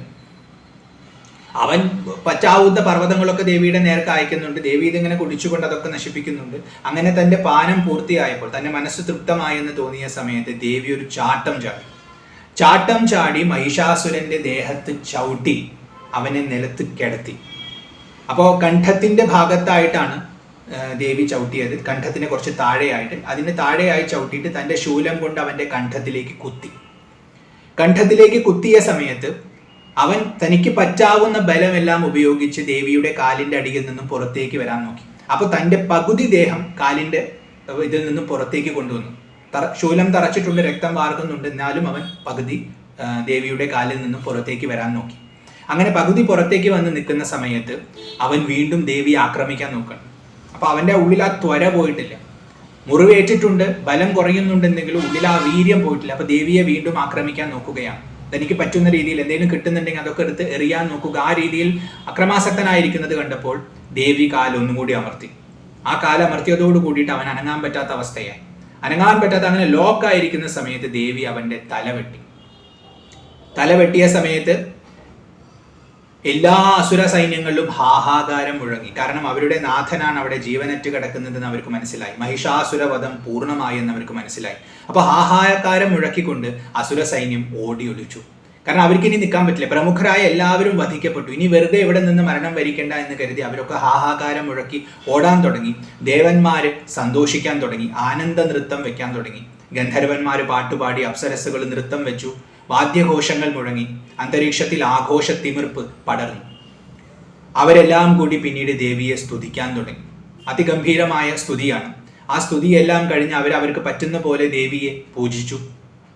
ദേവിക്ക് വേണ്ട ഉപചാരങ്ങളെല്ലാം അർപ്പിച്ച് അവർക്ക് പറ്റുന്ന, അവരുടെ മനസ്സിന് സന്തോഷം തോന്നത്തക്ക വിധം അവർ ദേവിയെ ഉപാസിച്ചു. അങ്ങനെ ഉപാസനയെല്ലാം കഴിഞ്ഞപ്പോൾ ദേവിക്ക് വളരെ സന്തോഷമായി. അപ്പൊ ദേവി അവരോട് പറഞ്ഞു, എന്തെങ്കിലും വരം ചോദിക്കൂ, ഞാൻ വളരെ സന്തോഷത്തോടു കൂടി ഇരിക്കുന്ന സമയമാണ്. അപ്പൊ നിങ്ങൾ എന്തെങ്കിലും വരം ചോദിക്കൂ, തരാൻ ഞാൻ സന്നദ്ധയാണെന്ന് അമ്മ പറഞ്ഞു. അപ്പൊ അവര് പറഞ്ഞു, ഞങ്ങൾക്ക് ഏറ്റവും വലിയ ഉപദ്രവം എന്ന് പറയുന്നത് ഈ മഹിഷാസുരനായിരുന്നു. ഇവനിൽ നിന്നും എങ്ങനെയെങ്കിലും രക്ഷ കിട്ടണമെന്ന് കരുതി ഇരിക്കുകയായിരുന്നു. ആ രക്ഷ അമ്മ തന്നു കഴിഞ്ഞു. ഇനി ഞങ്ങൾ എന്താണ് അമ്മയോട് ചോദിക്കുക? എന്നിരുന്നാലും വരം ചോദിക്കൂ എന്ന് അമ്മ പറയുന്ന സമയത്ത് എന്തെങ്കിലും ചോദിക്കണം, അതാണ് ധർമ്മം. അതുകൊണ്ട് ഞങ്ങൾ ചോദിക്കുന്നു, ഞങ്ങൾ സ്മരിക്കുമ്പോഴെല്ലാം ഞങ്ങളെ രക്ഷിക്കാനായിട്ട് അമ്മ വരണം.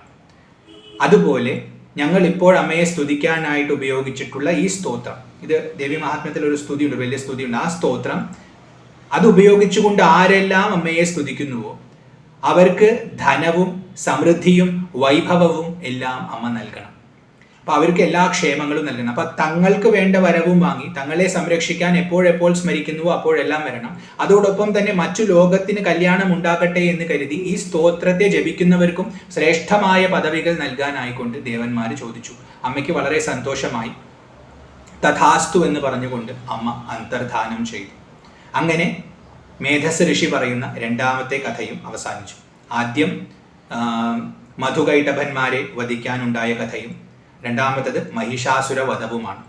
ഇങ്ങനെ രണ്ട് കഥകൾ, അമ്മയുടെ മഹിമയെ വ്യക്തമാക്കുന്ന രണ്ട് കഥകൾ പറഞ്ഞുകൊണ്ട് അമ്മയുടെ മഹിമ ഒന്നും കൂടി ഓട്ടി ഉറപ്പിക്കാനായിട്ട്, അത് കൂടുതൽ വ്യക്തമാക്കാൻ വേണ്ടിയിട്ട് ഞാൻ മൂന്നാമതൊരു കഥയും കൂടി പറയാം എന്ന് പറഞ്ഞുകൊണ്ട് ശുംഭ നിശുംഭ വധം അമ്മ ഇദ്ദേഹം മഹർഷി മേധസ് എന്ന മഹർഷി വർണ്ണിക്കാൻ തുടങ്ങുകയാണ്. അപ്പോൾ നേരത്തെ മഹിഷാസുരൻ സ്വർഗലോകത്തൊക്കെ കീഴടക്കി എന്ന് പറഞ്ഞ പോലെ കുറേ കാലങ്ങൾ കഴിഞ്ഞപ്പോൾ രണ്ട് അസുരന്മാർ, ശുംഭനും നിശുംഭനും, രണ്ടും സഹോദരന്മാരാണ്. അവര് വീണ്ടും അസുര സൈന്യം ഉണ്ടാക്കി, അതിന് ബലമൊക്കെ ഉണ്ടാക്കി. കാരണം അസുരന്മാരുടെ സ്വഭാവം ഇതാണ്, അവർ ദേവന്മാരുടെ ശത്രുക്കളാണ്. എപ്പോഴും ദേവന്മാരെ ഉപദ്രവിച്ചു കൊണ്ടിരിക്കാൻ മാത്രം ആഗ്രഹിക്കുന്ന കൂട്ടരാണ്. അപ്പൊ എത്ര അടി കിട്ടിയാലും പഠിക്കില്ല. അപ്പൊ മഹിഷാസുരന്റെ കാലമൊക്കെ കഴിഞ്ഞ് കുറേ കാലം കഴിഞ്ഞപ്പോൾ ശുംഭനും നിശുംഭനും എന്നു പേരുള്ള അസുരന്മാര് ദേവലോകത്തെ ആക്രമിച്ചു കീഴടക്കി. അവിടെ ഉണ്ടായിരുന്ന ദേവന്മാരെ എല്ലാം പുറത്താക്കി. നേരത്തെ മഹിഷാസുരൻ ചെയ്ത അതേ പരിപാടി തന്നെയാണ്. ഏകശാസകന്മാരായിട്ട് അവരിരുന്നു. എല്ലാ പ്രവൃത്തികളും അവർ ചെയ്യാൻ തുടങ്ങി. എല്ലാം അവരുടെ നിയന്ത്രണത്തിലായി. യാഗമൊക്കെ അവർക്ക് വേണ്ടിയുള്ളതായി. ആ ഭാവത്തിൽ അവരവിടെ ഇരിക്കാൻ തുടങ്ങി. ആ സമയത്ത് ദേവന്മാരൊക്കെ ദുഃഖിതരായി. പക്ഷെ ദുഃഖിതരായപ്പോഴും അവർക്ക് ഓർമ്മയുണ്ട്. കഴിഞ്ഞ പ്രാവശ്യം അമ്മ വന്ന് അനുഗ്രഹിച്ചത് അവർക്ക് നല്ല ഓർമ്മയുണ്ട്. അപ്പൊ അമ്മയുടെ രക്ഷണമുണ്ടെന്ന ബോധം അവർക്കുണ്ട്. അപ്പൊ കഴിഞ്ഞ പ്രാവശ്യത്തെ പോലെ അവരധികം പരിഭ്രമിച്ചില്ല. അവർ നേരെ ഹിമാലയത്തിലേക്ക് ചെന്നു. ഹിമാലയത്തിൽ ചെന്നിട്ട് എല്ലാവരും കൂടി ഒത്തുകൂടി കുളിച്ച് ശുദ്ധമായി ആ ഗംഗാസ്നാനം കഴിഞ്ഞ് വന്ന് ശുദ്ധയായി അവർ ദേവിയെ സ്തുതിക്കാൻ തുടങ്ങി. വളരെ ഗംഭീരമായ സ്തുതിയാണ്. യാ ദേവി സർവഭൂതേഷു വിഷ്ണുമായേതി ശബ്ദിത എന്നൊക്കെ പറയുന്ന പല പല മന്ത്രങ്ങളുള്ള അതിദിവ്യമായ സ്തുതിയാണ്. ആ സ്തുതി അവരവിടെ നടത്തി. ആ സ്തുതി പര്യവസാനിച്ച സമയത്ത് പാർവതി ദേവി ആ വഴിക്ക് വന്നു. അമ്മ പ്രഭാതത്തിൽ ഗംഗാസ്നാനം കഴിക്കാൻ വേണ്ടി പോവുകയാണ്. അപ്പം അമ്മ ആ വഴിക്ക് വന്നപ്പോൾ ഇവിടെ ദേവന്മാരിൽ നിന്ന് സ്തുതിക്കുന്നത് കേട്ടു. ഗംഭീരമായ സ്തുതിയാണ്. അപ്പൊ ഏതോ ഒരു വലിയ ശക്തിയാണ് സ്തുതിക്കുന്നതെന്ന് മനസ്സിലാക്കിയപ്പോൾ അമ്മ ചോദിച്ചു, ആരെയാണ് നിങ്ങൾ സ്തുതിക്കുന്നത്? എനിക്ക് മനസ്സിലാകുന്നില്ല. ഈ ചോദ്യം ചോദിച്ച സമയത്ത് തന്നെ അമ്മയുടെ ഉള്ളിൽ നിന്നും, ആ പാർവതി ദേവിയുടെ ഉള്ളിൽ നിന്നും ഒരു ശക്തി പുറത്തേക്ക് വന്ന് ഒരു രൂപമെടുത്ത് മുമ്പിൽ നിന്നും അന്ന് ആവിർഭവിച്ച അതേ ശക്തി ഇപ്പൊ അമ്മയുടെ ഉള്ളിൽ, അതായത് സർവ്വവ്യാപിയാണ്, എല്ലായിടത്തുമുണ്ട്. അപ്പൊ ആ രൂപമെടുത്ത് പുറത്ത് വന്ന് നിന്ന് പാർവതിയുടെ ആ ശക്തി പറഞ്ഞു, എന്നെയാണ് ഇവർ സ്തുതിക്കുന്നത്. ഇങ്ങനെ പാർവതിയുടെ ശരീരകോശത്തിൽ നിന്നും ജനിച്ചവളായതുകൊണ്ട്, പ്രകടമായവളായതുകൊണ്ട്, കോശത്തിൽ നിന്നും ജനിച്ചതുകൊണ്ട് അമ്മയ്ക്ക് കൗശികി എന്ന പേര് വന്നു. അപ്പൊ അമ്മയെ കൗശികി എന്ന് വിളിച്ചു എല്ലാവരും. കാരണം അമ്മയുടെ കോശത്തിൽ നിന്നാണ് ദേവി ആവിർഭവിച്ചത്. ഈ സമയത്ത് ഈ ശക്തി അമ്മയിൽ നിന്നും പുറത്തേക്ക് പോയപ്പോൾ അമ്മ കറുത്തുപോയി. ആര്? പാർവതി ദേവി കറുത്തുപോയി എന്നാണ് പുരാണം പറയുന്നത്. അങ്ങനെ പാർവതി ദേവി കറുത്തുപോയപ്പോൾ ആ അമ്മയ്ക്ക് കാളിക എന്ന പേര് വന്നു എന്ന് പറയുന്നു. അങ്ങനെ പാർവതി അവിടെ നിന്നും പോയി. ഈ സമയത്ത് ദേവന്മാരൊക്കെ ഒരു ഭാഗത്താണ്, അമ്മ അവിടെ ഇരിക്കുകയാണ്. ആ ഹിമാലയത്തിന്റെ പാർശ്വത്ത്, ഹിമാലയത്തിന്റെ താഴ്വരയിൽ അമ്മ അങ്ങനെ ഇരിക്കുകയാണ്. ആ സമയത്ത് ചണ്ഡനും മുണ്ടനും ആ ഭാഗത്തേക്ക് വന്നു. ചണ്ഡനും മുണ്ടനും എന്ന് പറയുന്നത് ശുംഭ നിശുംഭന്മാരുടെ അസിസ്റ്റൻസ് ആണ്, മന്ത്രിമാരാണ്. അപ്പൊ അവര് ആ വഴിക്ക് എന്തോ എതിർച്ഛയാ വന്നതാണ്. ഇവിടെ ഇവരുണ്ടെന്നൊന്നും അറിഞ്ഞു വന്നതല്ല. എതിർച്ഛയാ വരുന്ന സമയത്ത് അവർ ദേവിയെ കണ്ടു. ദേവിയെ കണ്ടതും അവർക്ക് കണ്ണെടുക്കാൻ പറ്റുന്നില്ല. അവരവിടെ അങ്ങനെ നിന്നുപോയി. അത്രയും സൗന്ദര്യം, ഇതിനു മുമ്പൊന്നും ഇങ്ങനത്തെ സൗന്ദര്യം കണ്ടിട്ടില്ല. അപ്പൊ ഈ സൗന്ദര്യം കണ്ട് അവരവിടെ നിന്നു. അങ്ങനെ കുറച്ചു നേരം നിന്നപ്പോഴാണ് അവർക്ക് ബോധോദയം ഉണ്ടായത്. ഇത് പോയി ശുംഭനോടും നിശുംഭനോടും പറയണം, അവരറിയണം. അങ്ങനെ തീരുമാനിച്ചുകൊണ്ട് ഉടനെ തന്നെ അവർ ഓടിച്ചെന്നപ്പോൾ അവിടെ സിംഹാസനത്തിൽ ശുംഭൻ ഇരിക്കുന്നുണ്ട്. അപ്പൊ ശുംഭന്റെ അടുത്ത് പോയിട്ട് പറഞ്ഞു, ഞങ്ങൾ അതിസുന്ദരിയായ ഒരു സ്ത്രീയെ കണ്ടു. അതിസുന്ദരി എന്ന് പറഞ്ഞാൽ അതിസുന്ദരി. അവളുടെ സൗന്ദര്യം വർണ്ണിക്കാൻ പറ്റില്ല, അത്രയും സൗന്ദര്യമാണ്. അത് കണ്ടപ്പോൾ ഞങ്ങൾ ചിന്തിച്ചു, ഇവളൊരു സ്ത്രീ രത്നമാണ്. ലോകത്തിലുള്ള എല്ലാ രത്നങ്ങളും ഇപ്പോൾ അങ്ങയുടെ പക്കലുണ്ട്. രത്നം എന്നിവിടെ സൂചിപ്പിക്കുന്നത് അമൂല്യമായ ശ്രേഷ്ഠമായ വസ്തു എന്നാണ്. അപ്പൊ ലോകത്തിൽ ആർക്കെല്ലാം എന്തെല്ലാം ശ്രേഷ്ഠമായ വസ്തുക്കൾ ഉണ്ടോ അതെല്ലാം അവരിൽ നിന്ന് അപഹരിച്ച് ഇപ്പോൾ അങ്ങയുടെ രാജധാനിയിലാണ് വെച്ചിട്ടുള്ളത്. ഇപ്പൊ എല്ലാം അങ്ങയുടെ അടുത്തുണ്ട്. ഇപ്പൊ ഇന്ദ്രനും കുബേരനും ഒക്കെ വളരെ വിശേഷപ്പെട്ട പല വസ്തുക്കളുണ്ട്. അതെല്ലാം അപഹരിച്ചു കൊണ്ടുവന്നിട്ട് അങ്ങയുടെ അടുത്ത് വെച്ചിരിക്കുകയാണ്. അപ്പൊ എല്ലാ രത്നങ്ങൾക്കും ഈശ്വരനായിരിക്കുന്ന ഭാവമാണ് അങ്ങയ്ക്ക് ഇപ്പോൾ ഉള്ളത്. എന്നാൽ ഈ സ്ത്രീ രത്നവും അങ്ങയുടെ അടുത്താണ് ഇരിക്കേണ്ടത്. ഇല്ലെങ്കിൽ അത് അങ്ങേക്കൊരു കുറവാണ്. കാരണം ഇത്രയും സാധനങ്ങൾ വെച്ചിട്ട് ഈ സ്ത്രീ രത്നം അങ്ങേക്ക് കിട്ടിയില്ലെങ്കിൽ അതൊരു വലിയ കുറവാണ്. കാരണം ഇതുപോലൊരു സ്ത്രീ ഇതിനു മുമ്പ് ഞങ്ങൾ കണ്ടിട്ടില്ല. അങ്ങനത്തെ സൗന്ദര്യമാണ് ആ ദേവിക്കെന്ന് അവർ പറഞ്ഞു. ഇത് കേട്ടപ്പോൾ ശുംഭന്റെ ഉള്ളിൽ വളരെയധികം ആഗ്രഹം തോന്നി. ഇവർ ഇത്രയൊക്കെ ഭംഗി വർണ്ണിക്കുന്നുണ്ടെങ്കിൽ ഒന്ന് കാണണം, അപ്പൊ എൻ്റെ പത്നിയായിട്ട് ഇവിടെ വെക്കണം എന്നൊക്കെ ശുംഭനും വിചാരം വന്നു. അപ്പൊ ആ സ്ത്രീ രത്നത്തെ സ്വന്തമാക്കാൻ അദ്ദേഹം തീരുമാനിച്ചു. പക്ഷെ അദ്ദേഹത്തിന് അങ്ങോട്ട് പോകാനൊന്നും വഴിയ. അപ്പൊ അദ്ദേഹം തൻ്റെ ദൂതനെ, സുഗ്രീവൻ എന്ന പേരുള്ള ഒരു അസുരനെ ദൂതനായിട്ട് അമ്മയുടെ അടുത്തേക്ക്, ആ ദേവിയുടെ അടുത്തേക്ക് അയച്ചു. കൗശികി ദേവിയുടെ അടുത്തേക്ക് അയച്ചു. നീ പോയിട്ട് കാര്യങ്ങളൊക്കെ പറഞ്ഞു കൊടുക്കുക, ഇന്നത് പറയണം എന്നൊക്കെ വ്യക്തമായിട്ട് അവനോട് പറഞ്ഞു കൊടുത്തു. അങ്ങനെ അവനെ പറഞ്ഞയച്ചു. അവൻ ഈ ദേവിയുടെ അടുത്തേക്ക് വന്നു. ദേവിയുടെ അടുത്ത് വന്നിട്ട് പറയാണ്, എന്നെ അയച്ചിട്ടുള്ളത് ശുംഭനാണ്. അതിഗംഭീരനായിട്ടുള്ള യോദ്ധാവാണ് അദ്ദേഹം. 3 ലോകങ്ങളുടെയും സ്വാമിയാണ് അദ്ദേഹം. അദ്ദേഹം എൻ്റെ അടുത്ത് പറഞ്ഞിട്ടുള്ളത് നിനക്കൊരു ഓഫർ തരാനാണ്. ഒരു മഹാഭാഗ്യം നിന്നെ തേടി വന്നിരിക്കുന്നു. അങ്ങനെയാണ് അമ്മയോട് പറയുന്നത്. ഒരു മഹാഭാഗ്യം നിന്നെ തേടി വന്നിരിക്കുന്നു. കാരണം ശുംഭൻ നിന്നെ വിവാഹം കഴിക്കാൻ തയ്യാറാണ്. അപ്പൊ ഇനി നിനക്ക് ശുംഭനെ വിവാഹം കഴിക്കണമെന്നില്ലെങ്കിൽ നീ നിശുംഭനെ വിവാഹം കഴിച്ചാൽ മതി. 2 പേരിൽ ഒരാളെ വിവാഹം കഴിച്ച് ത്രിലോകത്തിനും മഹിഷിയായിട്ട് നിനക്ക് വസിക്കാനുള്ള അവസരം, ഗോൾഡൻ ചാൻസ്, സുവർണ അവസരം നിനക്ക് വന്നിരിക്കുകയാണ് എന്ന് പറഞ്ഞിട്ട് അപ്പൊ ഇനി വാ എന്ന് പറഞ്ഞ് വിളിക്കുകയാണ് അമ്മയെ. ആ സമയത്ത് ദേവി ചിരിച്ചു. ദേവി ചിരിച്ചിട്ട് കുറച്ച് ലജ്ജയൊക്കെ കാണിച്ചിട്ട് പറഞ്ഞു, നിങ്ങൾ പറയുന്നത് ശരിയാണ്. ശുംഭനും നിശുംഭനും എന്ന് പറഞ്ഞാൽ 3 ലോകത്തിനും സ്വാമിമാരാണ്. ഇപ്പോൾ അവരെ വെല്ലാൻ ആരുമില്ല. അത് ശരിയാണ്. പക്ഷേ ഒരു കുഴപ്പമുണ്ട്. ഞാൻ പണ്ട് ഈ അറിവില്ലാതിരുന്ന കാലത്ത് ഒരു വ്രതം എടുത്തു. എനിക്ക് പൊതുവെ അറിവ് കുറവാണ്. അപ്പം ഞാൻ ആ വ്രതം എടുത്തു പോയി. ഇനിയിപ്പോൾ ആ വ്രതം പാലിക്കാതെ എനിക്ക് വരാൻ പറ്റില്ല. അപ്പം എന്താണ് ആ വ്രതം എന്ന് ചോദിച്ചപ്പോൾ പറഞ്ഞു, എന്നെ യുദ്ധം ചെയ്ത് യുദ്ധത്തിൽ തോൽപ്പിക്കുന്ന ആളെ മാത്രമേ ഞാൻ വരിക്കൂ. ഇതൊരു അബദ്ധത്തിൽ പറ്റിപ്പോയതാണ്, നിങ്ങളൊരു വ്രതം ഞാൻ എടുത്തിട്ടുണ്ട്, എന്താ ഇപ്പോൾ ചെയ്യുക? അപ്പോൾ വെറുതെ എനിക്ക് അങ്ങോട്ട് വരാൻ പറ്റില്ല, എന്നെ യുദ്ധത്തിൽ തോൽപ്പിക്കണം. ഇത് കേട്ടപ്പോൾ സുഗ്രീവന് ദേഷ്യം വന്നു. അദ്ദേഹം അമ്മയെ ഭയപ്പെടുത്താൻ നോക്കണം. നിനക്കറിയോ അത് ആരാ ആളെന്ന്, അയാളുടെ ശക്തി എന്താണെന്ന് നിനക്കറിയോ? നീ വെറും ഒരു സ്ത്രീയാണ്, അങ്ങേരെങ്ങാനും ഇങ്ങോട്ട് വന്നു കഴിഞ്ഞാൽ എന്തായിരിക്കും സ്ഥിതി എന്നൊക്കെ പറഞ്ഞ് പേടിപ്പെടുത്താൻ നോക്കണം. അതുകൊണ്ട് മര്യാദയ്ക്ക് എൻ്റെ കൂടെ വന്നോ എന്നൊക്കെ പറഞ്ഞപ്പോൾ അമ്മ വീണ്ടും ചിരിച്ചു. വീണ്ടും അതേ ലാഘവത്തോടു കൂടി പറഞ്ഞു, എന്താ ചെയ്യുക, നിങ്ങൾ പറഞ്ഞതൊക്കെ ശരിയാണ്, മഹാശക്തിശാലികളാണ്, ഒക്കെ ശരിയാണ്. പക്ഷെ ഞാൻ ഇങ്ങനെ ഒരു വ്രതം എടുത്തുപോയി, വിവരമില്ലായ്മ കൊണ്ട് എടുത്തുപോയ വ്രതമാണ്. ഇനിയിപ്പോൾ അത് പാലിക്കാതിരിക്കാൻ എനിക്ക് പറ്റില്ല, കാരണം ഞങ്ങളുടെ കുലത്തിലൊക്കെ വ്രതം എടുത്താൽ അത് പാലിക്കും. അപ്പോൾ അതുകൊണ്ട് പാലിച്ചേ പറ്റും. അപ്പോൾ യുദ്ധം ചെയ്ത് ജയിച്ചോട്ടെ, ജയിക്കാൻ എന്തായാലും ഉറപ്പുള്ള കാര്യമാണല്ലോ, അപ്പോൾ അങ്ങനെ ശ്രമിച്ചോട്ടെ എന്ന് പറഞ്ഞ് സുഗ്രീവനെ പറഞ്ഞയച്ചു. അപ്പോൾ അപമാനിതനായിട്ടാണ് സുഗ്രീവൻ തിരിച്ചു വരുന്നത്. വന്നിട്ട് കുറച്ച് പൊടിപ്പും തൊങ്ങലോടും കൂടി ശുംഭനോട് കാര്യം പറഞ്ഞു. അപ്പോൾ അവൾ എന്തൊക്കെയാ പറഞ്ഞതെന്നറിയോ, അങ്ങയെക്കുറിച്ച് എന്തൊക്കെയാ പറഞ്ഞതെന്നൊക്കെ പറഞ്ഞ് ഇത് യുദ്ധം ചെയ്യണം, ജയിക്കണം, അങ്ങനെയൊക്കെയാണ് പറഞ്ഞതെന്നുണ്ട് പിരികേറ്റി ശുംഭനാണെങ്കിൽ പെട്ടെന്ന് ക്രോധം വരുന്ന സ്വഭാവമാണ്. ഇതൊക്കെ കേട്ടപ്പോൾ നല്ലോണം ക്രോധം വന്നു. നല്ലോണം ക്രോധം വന്നപ്പോൾ ഉടനെ തന്നെ തൻ്റെ സൈന്യത്തിലെ മിടുക്കനായ ഒരു യോദ്ധാവ്, ഒരു അസുരൻ, ധൂമ്രലോചനൻ എന്നാണ് അവൻ്റെ പേര്, ആ ധൂമ്രലോചനനെ വിളിച്ചു. ഇങ്ങോട്ട് വാ, എന്നിട്ട് പറഞ്ഞു.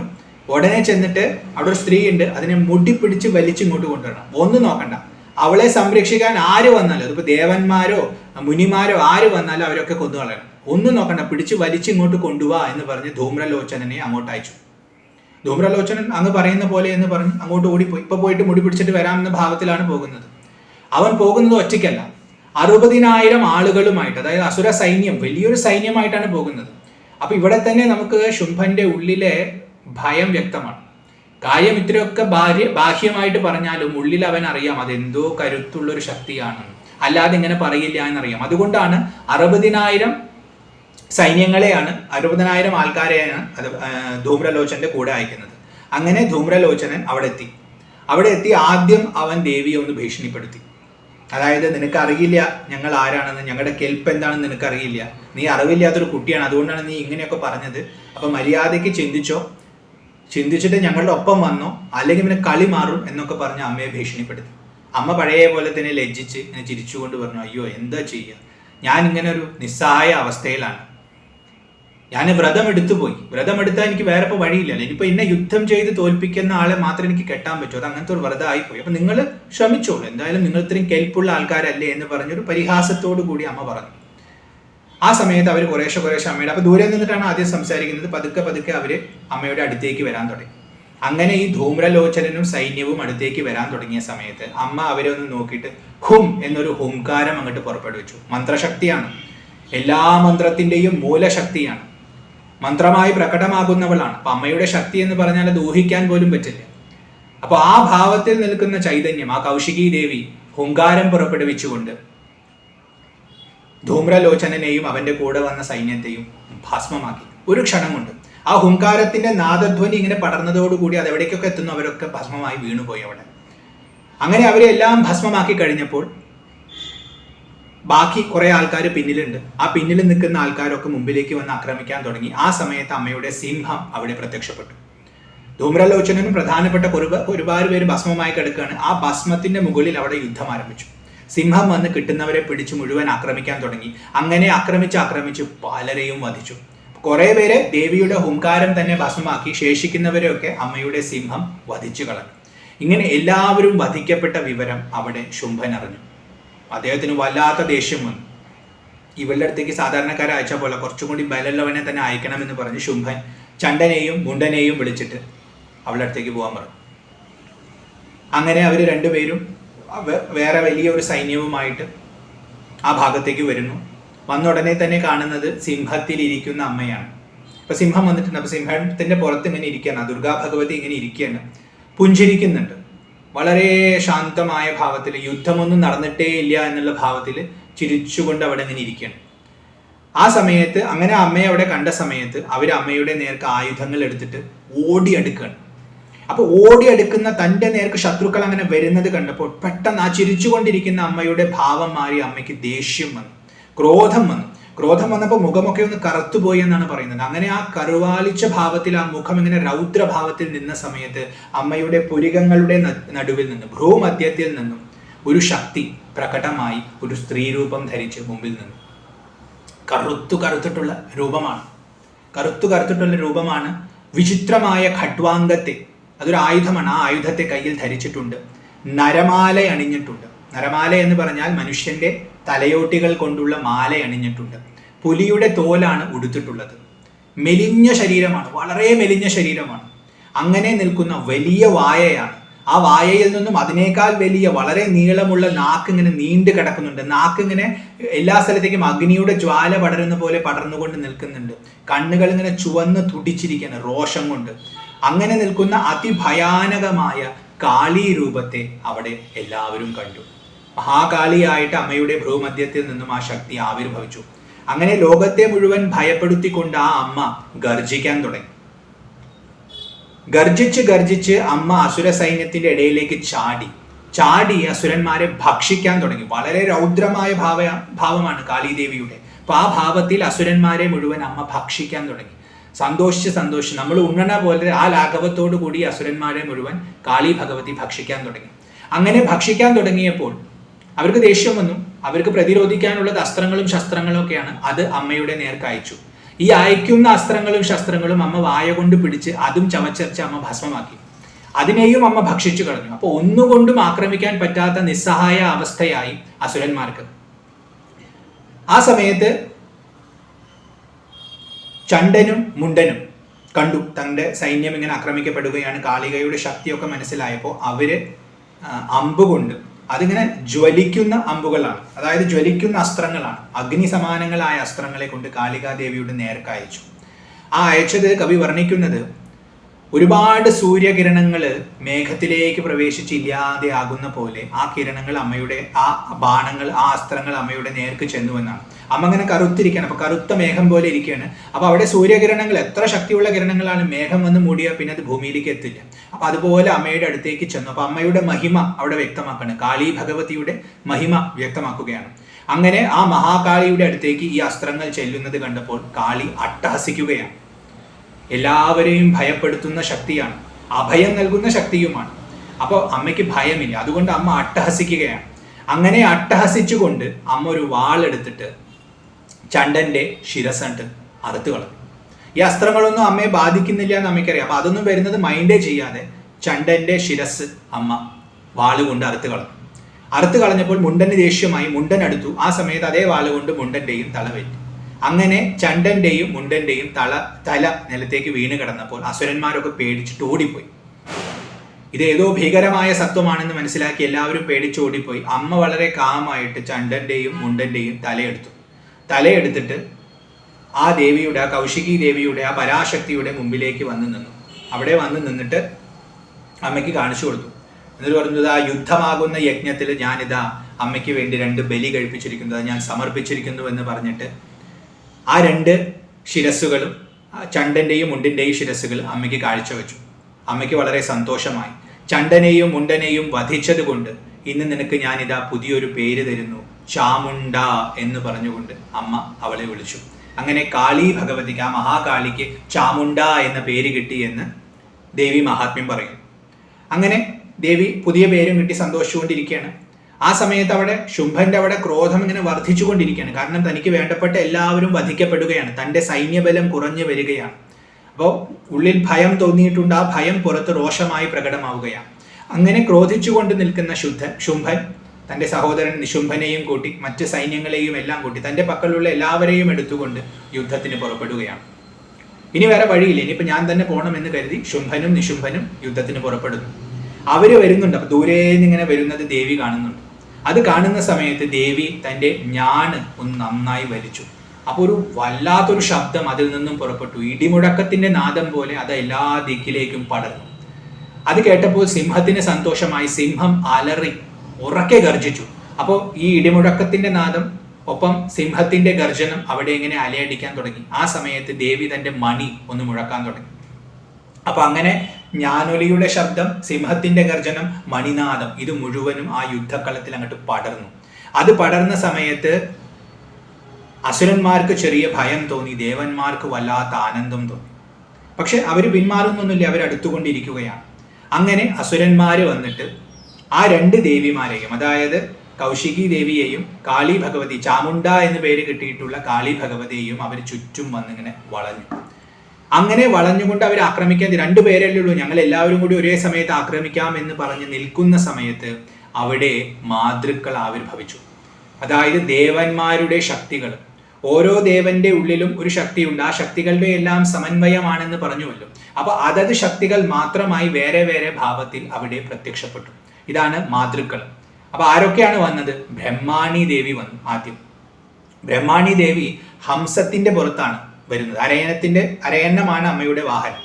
ആ ഹംസത്തിന്റെ പുറത്ത് കയ്യിൽ ഒരു ജപമാലയുമുണ്ട്, കമണ്ഡലുവുമുണ്ട്. ആ കമണ്ഡലുവിലെ ജപിച്ച് സിദ്ധി വരുത്തിയിട്ടുള്ള ജലമാണ്. അപ്പോൾ വളരെ ശക്തിയുള്ള ജലമാണ്. ഇതും പിടിച്ചുകൊണ്ട് ബ്രഹ്മാണി ദേവി അവിടെ ആവിർഭവിച്ചു.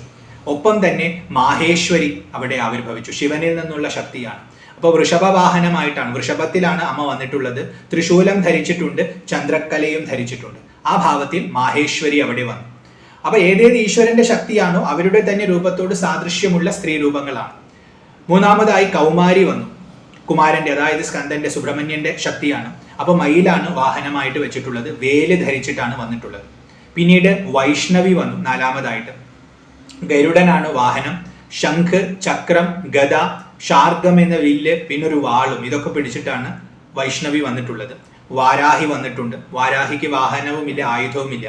തന്റെ ആ കാല് തന്നെ വരാഹമൂർത്തിയുടെ ശക്തിയാണ്. അപ്പൊ കാല് മാത്രം മതി, കാലുകൊണ്ട് അടിച്ചു വീഴ്ത്തും ശത്രുക്കളെ. പിന്നെ നാരസിംഹി വന്നു. അമ്മയ്ക്കും വാഹനവുമില്ല, ആയുധങ്ങളുമില്ല, നഖം മതി. നഖം കൊണ്ട് തന്നെ ശത്രുക്കളെ കീറി മുറിച്ച് കളയും. അത്രയും ശക്തിയുള്ള ദേവിയാണ്. അത് കഴിഞ്ഞ് ഇന്ദ്രാണി വന്നു. ആനപ്പുറത്താണ്. ഐരാവതം എന്ന ആനയുടെ, അതായത് ഐരാവതത്തെ പോലെയുള്ള ഒരു ആനയുടെ പുറത്താണ് വരുന്നത്. വജ്രമാണ് ആയുധമായിട്ട് ധരിച്ചിട്ടുള്ളത്. ഇങ്ങനെ സപ്തമാതൃക്കളും അവിടെ ഒരേ സമയം ആവിർഭവിച്ചു. അപ്പൊ അസുരന്മാരിങ്ങനെ അവരുടെ അടുത്തേക്ക് പതുക്കെ പതുക്കെ അങ്ങനെ വന്നുകൊണ്ടിരിക്കുകയാണ്. ആ സമയത്ത് അവരെ പോലും അതിശയിപ്പിച്ചുകൊണ്ട് ഇടിമിന്നൽ പെട്ടെന്ന് ഉണ്ടാകുമ്പോൾ ഉണ്ടാകുന്ന പ്രകാശം പോലെ ആ രണ്ട് ദേവിമാർക്കും, അതായത് കൗശികിയുടെയും ചാമുണ്ടയുടെയും ചുറ്റും, കാളി ഭഗവതിയുടെയും ചുറ്റും ഈ സപ്തമാതൃക്കളും വന്നു. അവരെല്ലാം വന്നു കഴിഞ്ഞ സമയത്ത് അവിടെ ഈശാനൻ പ്രത്യക്ഷപ്പെട്ടു. ശിവൻ അവിടെ പ്രത്യക്ഷപ്പെട്ടു. ശിവൻ പ്രത്യക്ഷപ്പെട്ടിട്ട് ദേവിയോട് പറഞ്ഞു, ഭഗവതിയോട് പറഞ്ഞു, എന്റെ സന്തോഷത്തിനായി വേഗം ഈ അസുരന്മാരെ വധിച്ചാലും എന്ന്. അങ്ങനെ ഒന്ന് ആവേശം കൂട്ടുകയാണ്. ദുഷ്ടനിഗ്രഹത്തിന് വേണ്ടി അമ്മയെ പ്രേരിപ്പിക്കുകയാണ്. അങ്ങനെ ഈശാനൻ പറഞ്ഞ സമയത്ത് ദേവിയിൽ നിന്നും ഒരു ശക്തി പെട്ടെന്ന് ദേവിയുടെ ഉള്ളിൽ നിന്നും പ്രത്യക്ഷപ്പെട്ടിട്ട്, ആ ഈശാനന്റെ ആ വിളി കേട്ടപ്പോഴാണ് ഈ ശക്തി പുറത്തേക്ക് വരുന്നത്. ആ ശക്തി ആ ദേവിയിൽ നിന്നും, ആ കൗശികിയിൽ നിന്നും പുറത്തേക്ക് വന്നിട്ട് ഒരു രൂപം എടുത്ത് അവിടെ നിന്നു. ആ ശക്തിയുടെ പേര് ചണ്ഡിക എന്നായിരുന്നു. ഈ ചണ്ഡിക, ആ ദേവിയിൽ നിന്നും വന്ന ശക്തി, ആ ചണ്ഡിക ഭഗവതി ശിവനെ നോക്കി. ശിവൻ വിളിച്ചപ്പോഴാണ് ഈ അമ്മ പുറത്തേക്ക് വന്നത്. അപ്പൊ ആ ശിവനെ നോക്കിയിട്ട് പറഞ്ഞു, അങ്ങൊരു കാര്യം ചെയ്യും, അങ്ങ് ഞങ്ങൾക്ക് വേണ്ടി ഒരു ദൂതനായിട്ട് അങ്ങോട്ട് പോകും. എന്താണ് പറയേണ്ടത് അവരോട്? ദേവർക്ക് അവരുടെ ലോകം തിരിച്ചു നൽകുക. നിങ്ങൾ അസുരന്മാരൊക്കെ നിങ്ങളുടെ ലോകം പാതാളത്തിലേക്ക് തിരിച്ചു പോകുക. അങ്ങനെ ലോകത്തിൽ സമാധാനം പുലർത്തുക. അതല്ലെങ്കിൽ യുദ്ധം നടത്തുക. യുദ്ധത്തിൽ നിങ്ങൾ എല്ലാവരും മരണപ്പെടും, അത് സുനിശ്ചിതമാണ്. ഏത് വേണമെന്ന് തിരഞ്ഞെടുക്കാം എന്ന് പറഞ്ഞുകൊണ്ട് ശിവനെ ഈ ചണ്ഡികാ ഭഗവതി ദൂതനായിട്ട് അയച്ചു. അതുകൊണ്ട് അമ്മയ്ക്ക് പുതിയൊരു പേര് കിട്ടി, ശിവദൂതി എന്ന്. ശിവനെ ദൂതനായിട്ട് അയച്ചതുകൊണ്ട് ശിവദൂതി എന്ന പേര് കിട്ടി. ശിവൻ താൻ പറഞ്ഞ പോലെ തന്നെ, അമ്മ പറഞ്ഞ പോലെ തന്നെ അവരുടെ അടുത്ത് ചെന്നു, കാര്യമൊക്കെ വർണ്ണിച്ചു. ഇത് കേട്ടപ്പോൾ അവർക്ക് കൂടുതൽ ദേഷ്യം വന്നു. വളരെ ക്രോധത്തോടു കൂടി ദൈത്യന്മാർ യുദ്ധം തുടങ്ങി. ഞങ്ങൾക്ക് എന്താ പറയുക, സറണ്ടർ ഒന്നുമില്ല, ദേവന്മാർക്ക് അവരുടെ സ്ഥലം കൊടുക്കാനും പോകുന്നില്ല, നിന്നെയും വെറുതെ വിടാൻ പോകുന്നില്ല, യുദ്ധത്തിൽ നിങ്ങളെയൊക്കെ കൊല്ലാൻ പോവുകയാണെന്ന് പറഞ്ഞുകൊണ്ട് യുദ്ധം ആരംഭിച്ചു. ഗംഭീരമായ യുദ്ധമാണ്. എല്ലാ ദേവിമാരും, ഇപ്പൊ മാതൃക്കളുണ്ട്, ചണ്ഡികയുണ്ട്, ചാമുണ്ടയുണ്ട്, ഇങ്ങനെ ഓരോരുത്തരും അവർക്ക് പറ്റുന്ന വിധത്തിൽ ആരെയൊക്കെ കിട്ടുന്നു അവരൊക്കെ വധിക്കാൻ തുടങ്ങി. ഗംഭീരമായ യുദ്ധം നടക്കുകയാണ്. എല്ലാവരും ഓരോരോ എതിരാളികളെ തേടിപ്പിടിച്ച് വധിച്ചുകൊണ്ടിരിക്കുകയാണ്. അങ്ങനെ അമ്മമാർ തിമിർത്ത് വധം നടത്തിക്കൊണ്ടിരിക്കുന്ന സമയത്ത് അസുരന്മാരുടെ ഇടയിൽ നിന്നും ഒരു പുതിയ അസുരൻ വന്നു. രക്തബീജൻ എന്നാണ് അവന്റെ പേര്. അവൻ വന്ന് ആദ്യം മാതൃക്കളിൽ ഒരാളായ ഇന്ദ്രാണിയുടെ അടുത്തേക്ക് ചെന്നു. അപ്പൊ ഇന്ദ്രാണി അവനെ ആക്രമിച്ചു. അവനെ വജ്രം കൊണ്ട് അടിച്ചു. അപ്പൊ അവന്റെ ഉള്ളിൽ നിന്നും അവനെ മുറിവേറ്റു. രക്തങ്ങൾ പുറത്തേക്ക് വീണു. പുറത്തേക്ക് വീഴുന്ന രക്തങ്ങളിൽ നിന്നും പുതിയ പുതിയ രക്തബീജന്മാരുണ്ടായി. അതുകൊണ്ടാണ് അവൻ ആ പേര് കിട്ടിയത്. രക്തബീജൻ എന്ന പേര് കിട്ടാൻ കാരണം അവന്റെ ഈ ശക്തിയാണ്. അവന്റെ ദേഹത്തിൽ നിന്നും ഒലിക്കുന്ന ഓരോ ഇറ്റ് രക്തത്തിൽ നിന്നും അവനെ പോലെ തന്നെ പുതിയൊരു രൂപമുണ്ടാവും. അപ്പൊ ഇന്ദ്രാണി അടിച്ച സമയത്ത് അടുത്ത ശക്തി വന്നു, വൈഷ്ണവി വന്ന് അടിച്ചു നോക്കി, മറ്റു ദേവി വന്നു. അങ്ങനെ ഓരോ മാതൃക്കളും വന്ന് പ്രഹരിക്കുന്നുണ്ട്. അവരൊക്കെ എത്ര പ്രഹരിച്ചാലും ആ പ്രഹരമേറ്റ് മുറിവുണ്ടായി രക്തം പുറത്തേക്ക് വരികയും ആ രക്തത്തിൽ നിന്നും പുതിയ പുതിയ രക്തബീജന്മാർ ഉണ്ടാവുകയും ചെയ്യുകയാണ്. ആ സമയത്ത് ചണ്ഡികാദേവി ഇത് കണ്ടുകൊണ്ടിരിക്കുകയാണ്. ഇവരിങ്ങനെ ശിവനെ ദൂത് അയച്ചിട്ടുള്ള ആ ദേവിയാണ്, അമ്മയുടെ ഉള്ളിൽ നിന്ന് വന്ന ദേവിയാണ്. ആ ദേവി ഇതൊക്കെ കണ്ടുകൊണ്ടിരിക്കുകയാണ്. അപ്പൊ രക്തബീജനെ വധിക്കണമെങ്കിൽ സൂക്ഷ്മമായ ബുദ്ധി ഉപയോഗിക്കണമെന്ന് അമ്മയ്ക്ക് മനസ്സിലായി. അപ്പൊ അമ്മ കാളികാദേവിയെ, ആ ചാമുണ്ടയെ വിളിച്ചിട്ട് പറഞ്ഞു, നീ ഒരു കാര്യം ചെയ്യേ, ഞാൻ അവനെ ആക്രമിക്കുന്ന സമയത്ത് അവന്റെ ദേഹത്തിൽ നിന്നും വീഴുന്ന ഓരോ തുള്ളി രക്തവും നീ കുടിക്കണം, ബാക്കിയുള്ള അവന്റെ ദേഹങ്ങളെയും നീ ഭക്ഷിക്കണം. അങ്ങനെ നിർത്താതെ ചെയ്തുകൊണ്ടിരിക്കണം, ഞാൻ നിർത്താതെ പ്രഹരിച്ചുകൊണ്ടിരിക്കാം. ഇങ്ങനെ മാത്രമേ അവനെ വധിക്കാൻ പറ്റൂ, കാരണം അവന് വരബലമുണ്ട് എന്ന് പറഞ്ഞുകൊണ്ട് അമ്മ പറഞ്ഞു. കാളിക അതുപോലെ തന്നെ ആവട്ടെ എന്ന് പറഞ്ഞ് അങ്ങനെ ആ രണ്ടുപേരും കൂടി ഇറങ്ങി. കാളീദേവി രക്തം കുടിക്കാൻ തുടങ്ങി. ചണ്ഡികാദേവി ശൂലം കൊണ്ട് പ്രഹരിക്കാൻ തുടങ്ങി, ആക്രമിക്കാൻ. ഗംഭീരമായ ആക്രമമാണ്. അപ്പൊ ദേവി ആക്രമിക്കുന്നുണ്ട്, രക്തം തെറിക്കുന്നുണ്ട്, ആ രക്തത്തെ മുഴുവൻ കാളി കുടിക്കുന്നുണ്ട്. അപ്പൊ മറ്റു അസുരന്മാര് വീണ്ടും വരുന്നുണ്ട്, രക്തബീജന്മാർ വേറെ ഉണ്ടായിട്ടുണ്ടല്ലോ, അവരെയൊക്കെ കാളി ഭക്ഷിക്കുന്നുണ്ട്. അങ്ങനെ അമ്മ ചാമുണ്ടയും ചണ്ഡികയും കൂടി അവിടെ ആക്രമണം നടത്താൻ തുടങ്ങി. അങ്ങനെ കാളി രക്തം കുടിക്കുന്നതിനനുസരിച്ചിട്ട് അവന്റെ ബലം കുറഞ്ഞു വരികയാണ്, അവന്റെ ആ സംഖ്യ. കാരണം മറ്റേത് ആ യുദ്ധക്കളം മുഴുവൻ രക്തബീജന്മാരാൽ നിറയപ്പെട്ട അവസ്ഥയായിരുന്നു. ലോകം മുഴുവൻ രക്തബീജനാണോ എന്ന് തോന്നുന്ന വിധത്തിൽ അവൻ പടർന്നു കിടക്കുകയായിരുന്നു. ഇപ്പൊ അവന്റെ അംഗബലം കുറഞ്ഞു വരാൻ തുടങ്ങി. കാളി അവനെ ഭക്ഷിക്കാൻ തുടങ്ങി, രക്തം കുടിക്കാൻ തുടങ്ങി. ആ സമയത്ത് ചണ്ഡിക അവനെ ശൂലം കൊണ്ട് പ്രഹരിക്കാൻ തുടങ്ങി. അങ്ങനെ പ്രഹരിച്ച് അവന്റെ ബലം കുറഞ്ഞു വരുന്നത് മനസ്സിലായപ്പോൾ അവൻ ഗദ കൊണ്ട് ആ ദേവിയെ അടിക്കാൻ നോക്കി. പക്ഷെ ആ അടി ദേവിയെ ഏൽക്കുന്നുണ്ടെങ്കിലും ദേവിയുടെ ദേഹത്തിൽ ഒരു ക്ഷതവും ഉണ്ടാവുന്നില്ല, ഒന്ന് പിന്മാറാൻ പോലും ദേവി തയ്യാറല്ല.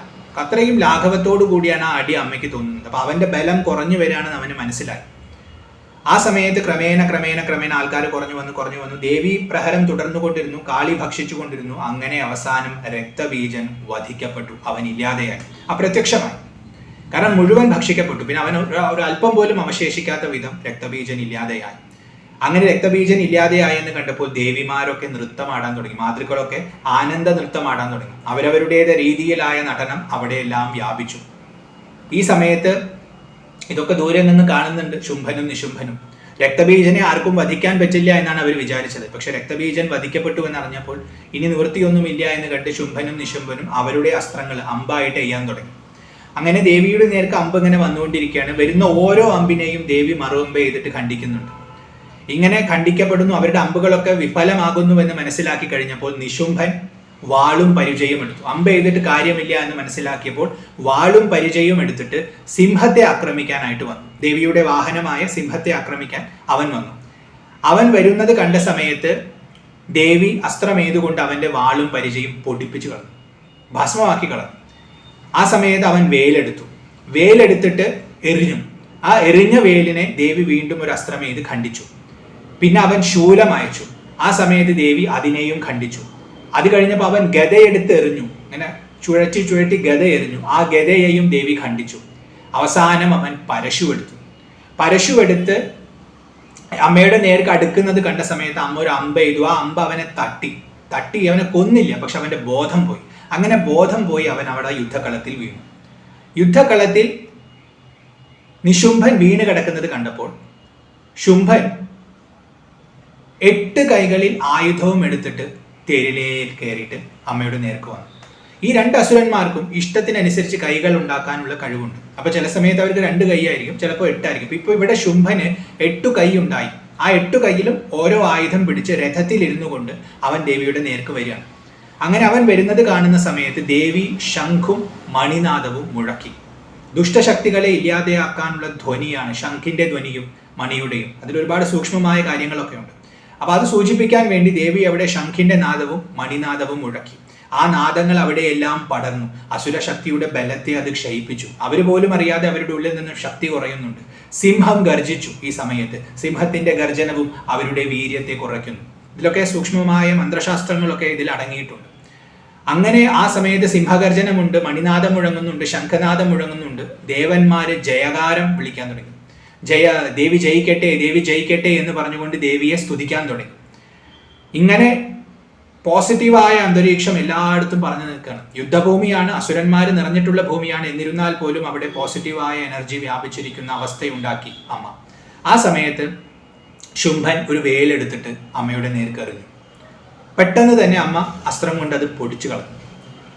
അങ്ങനെ ആ വേല് വീണത് കണ്ടപ്പോൾ ശുംഭൻ അമ്പുകളുടെ ഒരു മഴ തന്നെ പെയ്ച്ചു. ശരവർഷം അമ്മയുടെ നേർക്ക്. അമ്മ അതേപോലെ തന്നെ തിരിച്ച് ശരവർഷം അയച്ചു. അങ്ങനെ പരസ്പരം ബാണങ്ങൾ വരികയാണ്. വരുന്ന ബാണങ്ങളെല്ലാം തട്ടി നശിച്ചു പോവുകയാണ്. രണ്ടു കൂട്ടർക്കും അങ്ങോട്ടും ഇങ്ങോട്ടും ആക്രമിക്കാൻ പറ്റാത്ത വിധം അമ്പുകളെല്ലാം നശിച്ചുകൊണ്ടിരിക്കുകയാണ്. അങ്ങനെ നശിച്ചുകൊണ്ടിരിക്കുന്ന സമയത്ത് ദേവി ഒരു ശൂലം കൊണ്ട് ശുംഭനെ അങ്ങോട്ട് കുത്തി.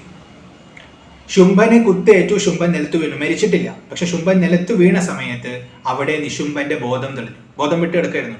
അപ്പോൾ ബോധം തെളിഞ്ഞ സമയത്ത് അവൻ ചുറ്റുപാടും നോക്കി. അപ്പോൾ ശുംഭൻ കിടക്കുന്നത് കണ്ടു. അവന് ദേഷ്യം വന്നു. അവൻ അവന്റെ കൈകളെ 1000 ആക്കി.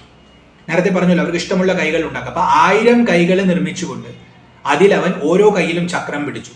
അങ്ങനെ ചക്രം പിടിച്ചുകൊണ്ട് ദേവിയുടെ നേർക്ക് അവൻ തിരിഞ്ഞ് അവൻ ഓരോന്നോരോന്നായിട്ട് ചക്രം ചെയ്യാൻ തുടങ്ങി. അപ്പൊ 1000 ചക്രങ്ങൾ 1000 കയ്യിൽ നിന്ന് ഇങ്ങനെ ഒരേ സമയത്ത് വരാൻ തുടങ്ങിയാലുള്ള അവസ്ഥ ഒന്ന് സങ്കല്പിച്ചു നോക്കൂ. ആ സമയത്തും വളരെ ലാഘവത്തോടു കൂടി ബാണം ഏതുകൊണ്ട് തന്നെ ഓരോ ചക്രത്തെയും അവൻ ഖണ്ഡിച്ചു. അത്രയും സ്പീഡിലാണ് അമ്മ ചെയ്യുന്നത്. കാരണം അത്രയും പെർഫെക്ഷനാണ്. അപ്പോൾ അവന്റെ ചക്രങ്ങളെല്ലാം ഖണ്ഡിക്കപ്പെടുന്നത് കണ്ടപ്പോൾ അവൻ വേറെ പല ആയുധങ്ങളും എടുത്തു. കിട്ടുന്ന ആയുധങ്ങളൊക്കെ എടുക്കുകയാണ്. ഇപ്പൊ അവന് പ്രിസിഷൻ ഇല്ല.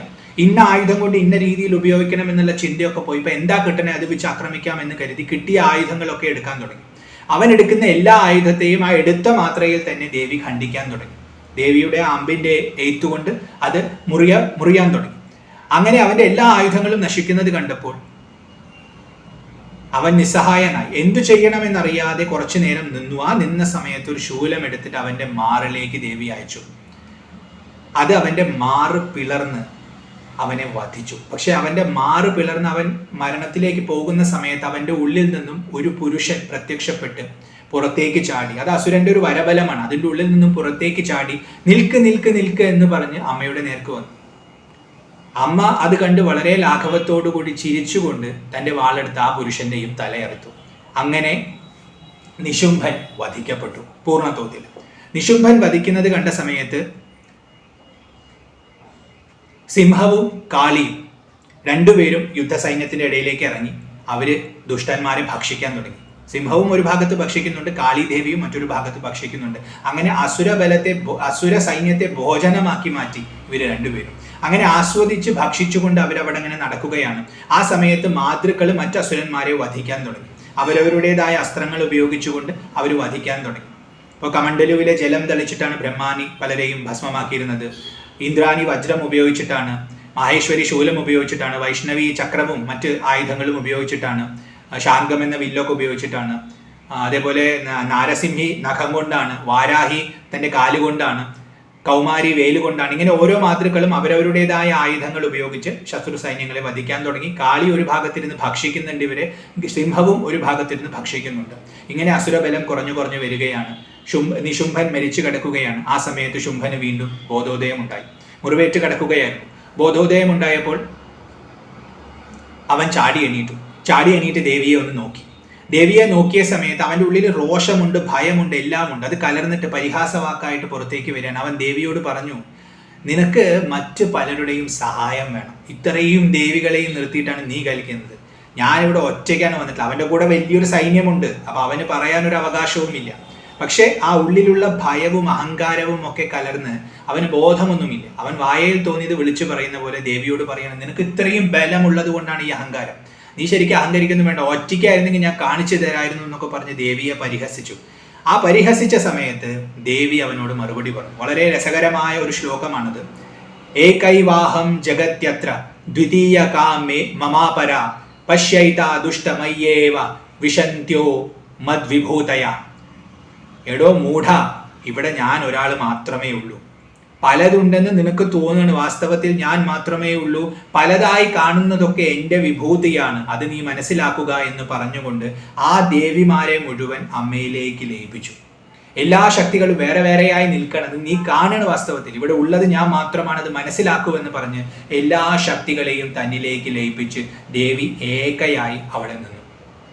അങ്ങനെ എല്ലാ ദേവികളും അമ്മയിൽ ലയിച്ചപ്പോൾ ഏകമായി നിന്ന സമയത്ത് അസുരന് കുറച്ചുകൂടി ധൈര്യം വന്നു. ഒറ്റയ്ക്കല്ലേ, നോക്കാമെന്ന് പറഞ്ഞ് ഘോരമായ യുദ്ധം ആരംഭിച്ചു. ശുംഭൻ പലതരം അസ്ത്രങ്ങൾ അമ്മയുടെ നേർക്ക് അയച്ചു. ആ അയക്കുന്ന അസ്ത്രങ്ങളെയൊക്കെ വെറും ഹുംകാരം കൊണ്ട് അമ്മ ഭസ്മമാക്കി കളഞ്ഞു. ആയുധം പോലും അയച്ചില്ല. കാരണം അവനെ പരിഹസിക്കണം, നിനക്ക് എന്നെ ശരിക്കും അറിയില്ല എന്ന് ബോധ്യപ്പെടുത്തുകയാണ്. അപ്പൊ ഹുംകാരം കൊണ്ട് തന്നെ അതൊക്കെ ഭസ്മമാക്കി കളഞ്ഞു.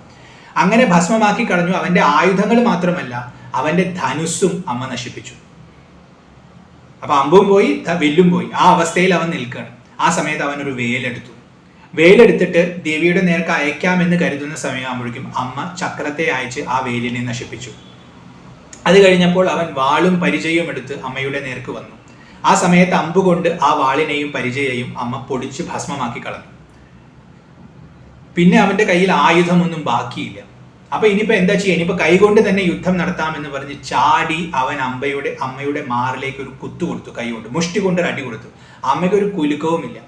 അടി കിട്ടിയത് ലാഘവത്തോടു കൂടി ഒന്ന് തുടച്ചിട്ട് തിരിച്ച് അവന്റെ മാറിലേക്ക് ഒരു കുത്തു കൊടുത്തു. ആ കുത്തു കൊടുത്തപ്പോൾ അവൻ തെറിച്ച് ഒരുപാട് ദൂരം പോയി നിലത്ത് പൊടിയിൽ പോയി കിടന്നു.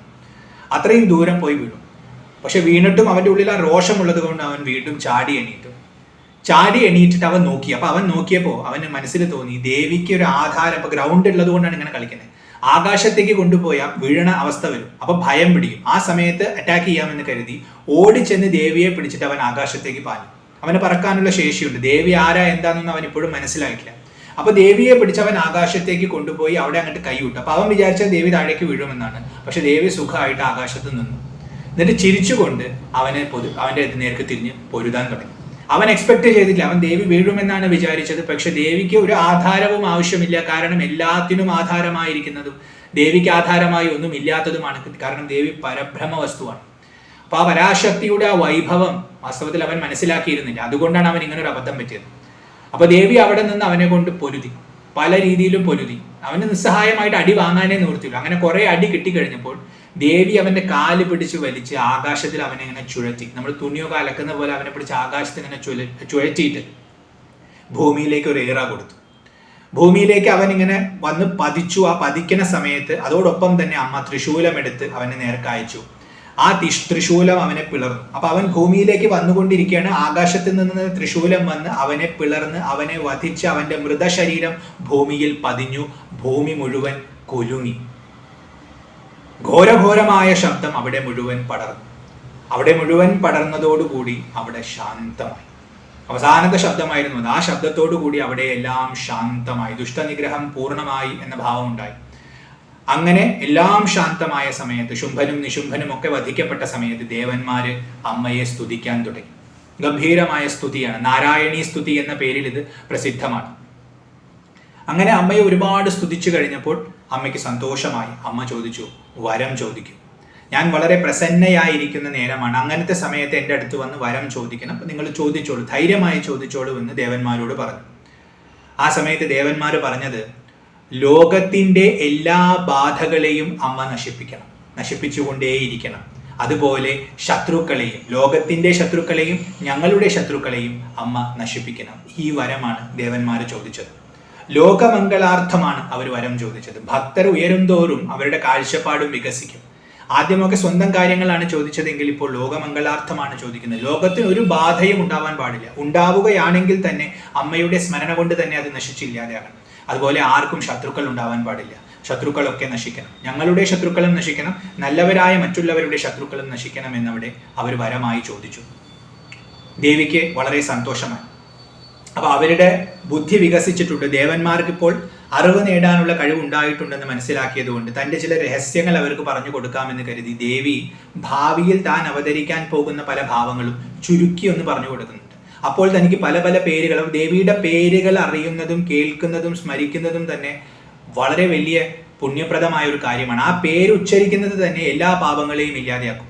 അപ്പൊ ആ ഒരു ഭാഗ്യം അവർക്കും നമുക്ക് ഓരോരുത്തർക്കും ലഭിക്കാൻ വേണ്ടി ദേവി തന്റെ ചെറിയ ലീലകളെയൊക്കെ ചുരുക്കി ഭാവിയിൽ ഉണ്ടാകാൻ പോകുന്ന കാര്യങ്ങളെ ചുരുക്കി ദേവന്മാർക്ക് പറഞ്ഞു കൊടുത്തുകൊണ്ട് പുതിയ ചില പേരുകൾ ദേവന്മാർക്ക് പറഞ്ഞു കൊടുക്കുകയാണ്. രഹസ്യമായ നാമങ്ങൾ പറഞ്ഞു കൊടുക്കുകയാണ്. സൂക്ഷ്മാർത്ഥങ്ങൾ ഈ നാമങ്ങൾക്കുണ്ടെങ്കിലും കഥാരൂപേണയാണ് നാമങ്ങൾ പറയുന്നത്. അപ്പൊ ദേവി പറയാണ്, വൈവസ്വത മന്വന്തരത്തിൽ ഞാൻ നന്ദഗോപന്റെ മകളായിട്ട് ജനിക്കും. നമുക്കൊക്കെ അറിയാവുന്ന അവതാരമാണ്.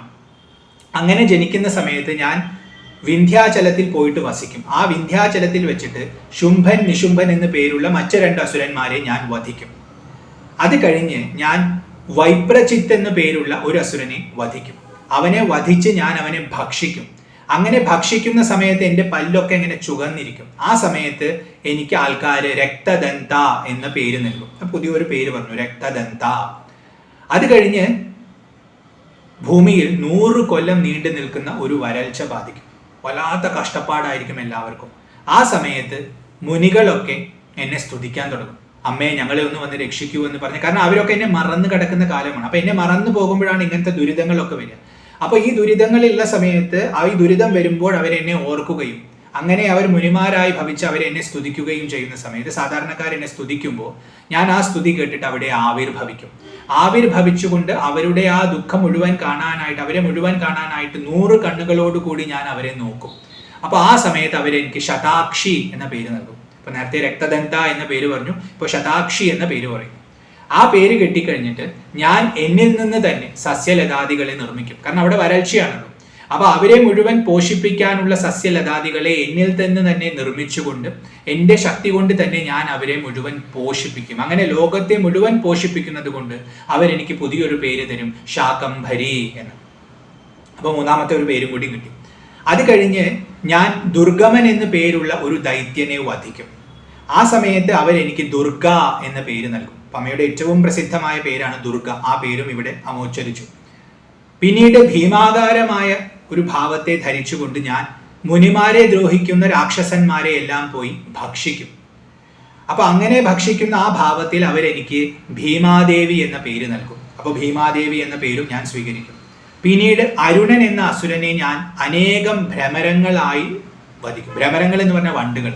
അപ്പൊ ഒരുപാട് വണ്ടുകളുടെ രൂപം ധരിച്ചുകൊണ്ട് ഞാൻ ആ അസുരനെ വധിക്കും. അതുകൊണ്ട് എനിക്ക് ഭ്രാമരി എന്ന പേര് ഭാവിയിൽ ലഭിക്കും. ഇങ്ങനെ ഞാൻ ലോകത്തിൽ എപ്പോഴെല്ലാം ധർമ്മത്തിന് ഗ്ലാനി സംഭവിക്കുന്നുവോ, അധർമ്മം വർദ്ധിക്കുന്നുവോ, അപ്പോഴെല്ലാം അധർമ്മത്തെ നശിപ്പിക്കാൻ വേണ്ടി വീണ്ടും വീണ്ടും അവതരിച്ചുകൊണ്ടേയിരിക്കും. ഇതുറപ്പാണ് എന്ന് അമ്മ പറയുകയാണ്. അപ്പൊ ദിവ്യമായ ഒരുപാട് നാമങ്ങൾ, അതായത് രക്തദന്ത, ശതാക്ഷി, ശാകംഭരി, ഭീമാദേവി, ദുർഗ, ഭ്രാമരി, ഇങ്ങനെ ഒരുപാട് നാമങ്ങളും കൊടുത്ത് ഒരു ഉറപ്പും കൂടി കൊടുക്കുകയാണ്. ലോകത്തിൽ എപ്പോഴെല്ലാം ദുരിതങ്ങൾ ഉണ്ടാകുന്നുവോ എന്നെ സ്മരിച്ചാൽ മതി, ഞാൻ വന്നിരിക്കും.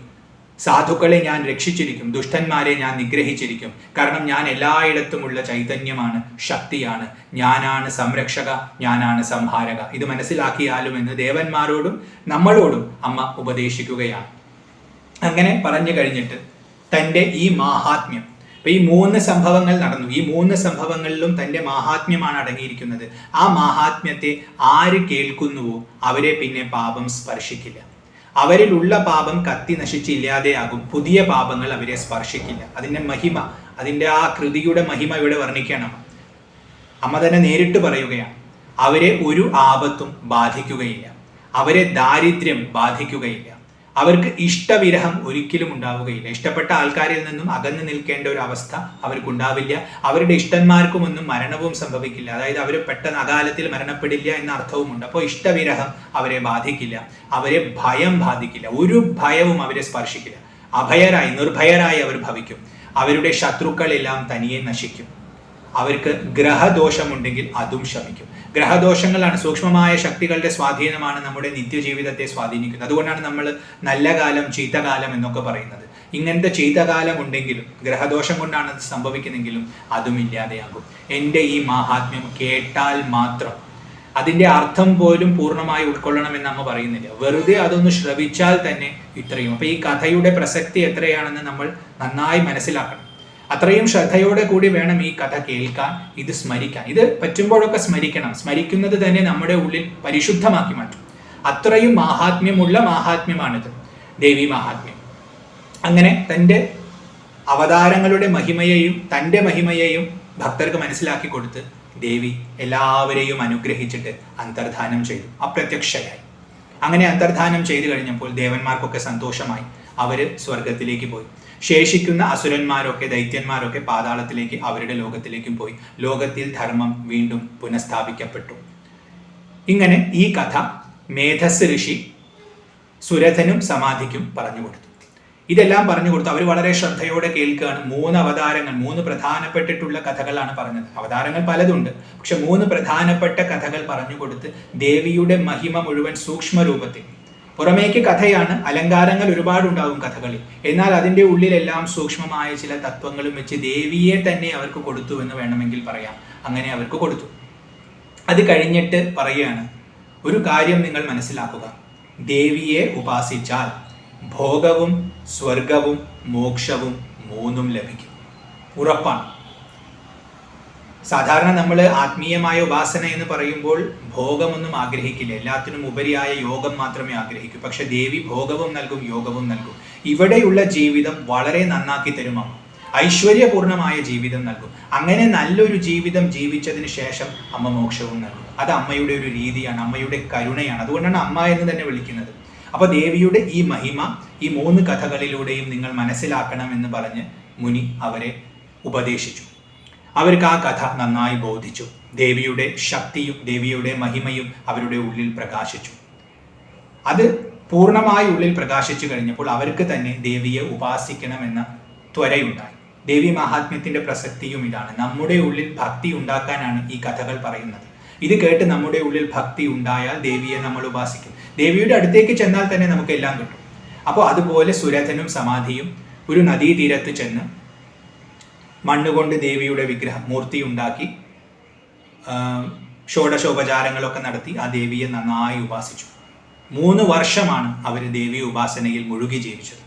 അങ്ങനെ 3 വർഷത്തെ ശ്രദ്ധയോടുകൂടിയുള്ള ഉപാസന. അവരിടയ്ക്കിടയ്ക്ക് ഈ കഥ സ്മരിക്കും, ദേവിയുടെ മഹിമ സ്മരിക്കും, ദേവിയുടെ പേരുകൾ ഉച്ചരിക്കും, അവർക്കറിയാവുന്ന മന്ത്രങ്ങളൊക്കെ ചൊല്ലും. അങ്ങനെ 3 വർഷത്തെ ഉപാസന കഴിഞ്ഞപ്പോൾ ദേവി അവരുടെ മുമ്പിൽ പ്രത്യക്ഷപ്പെട്ടു.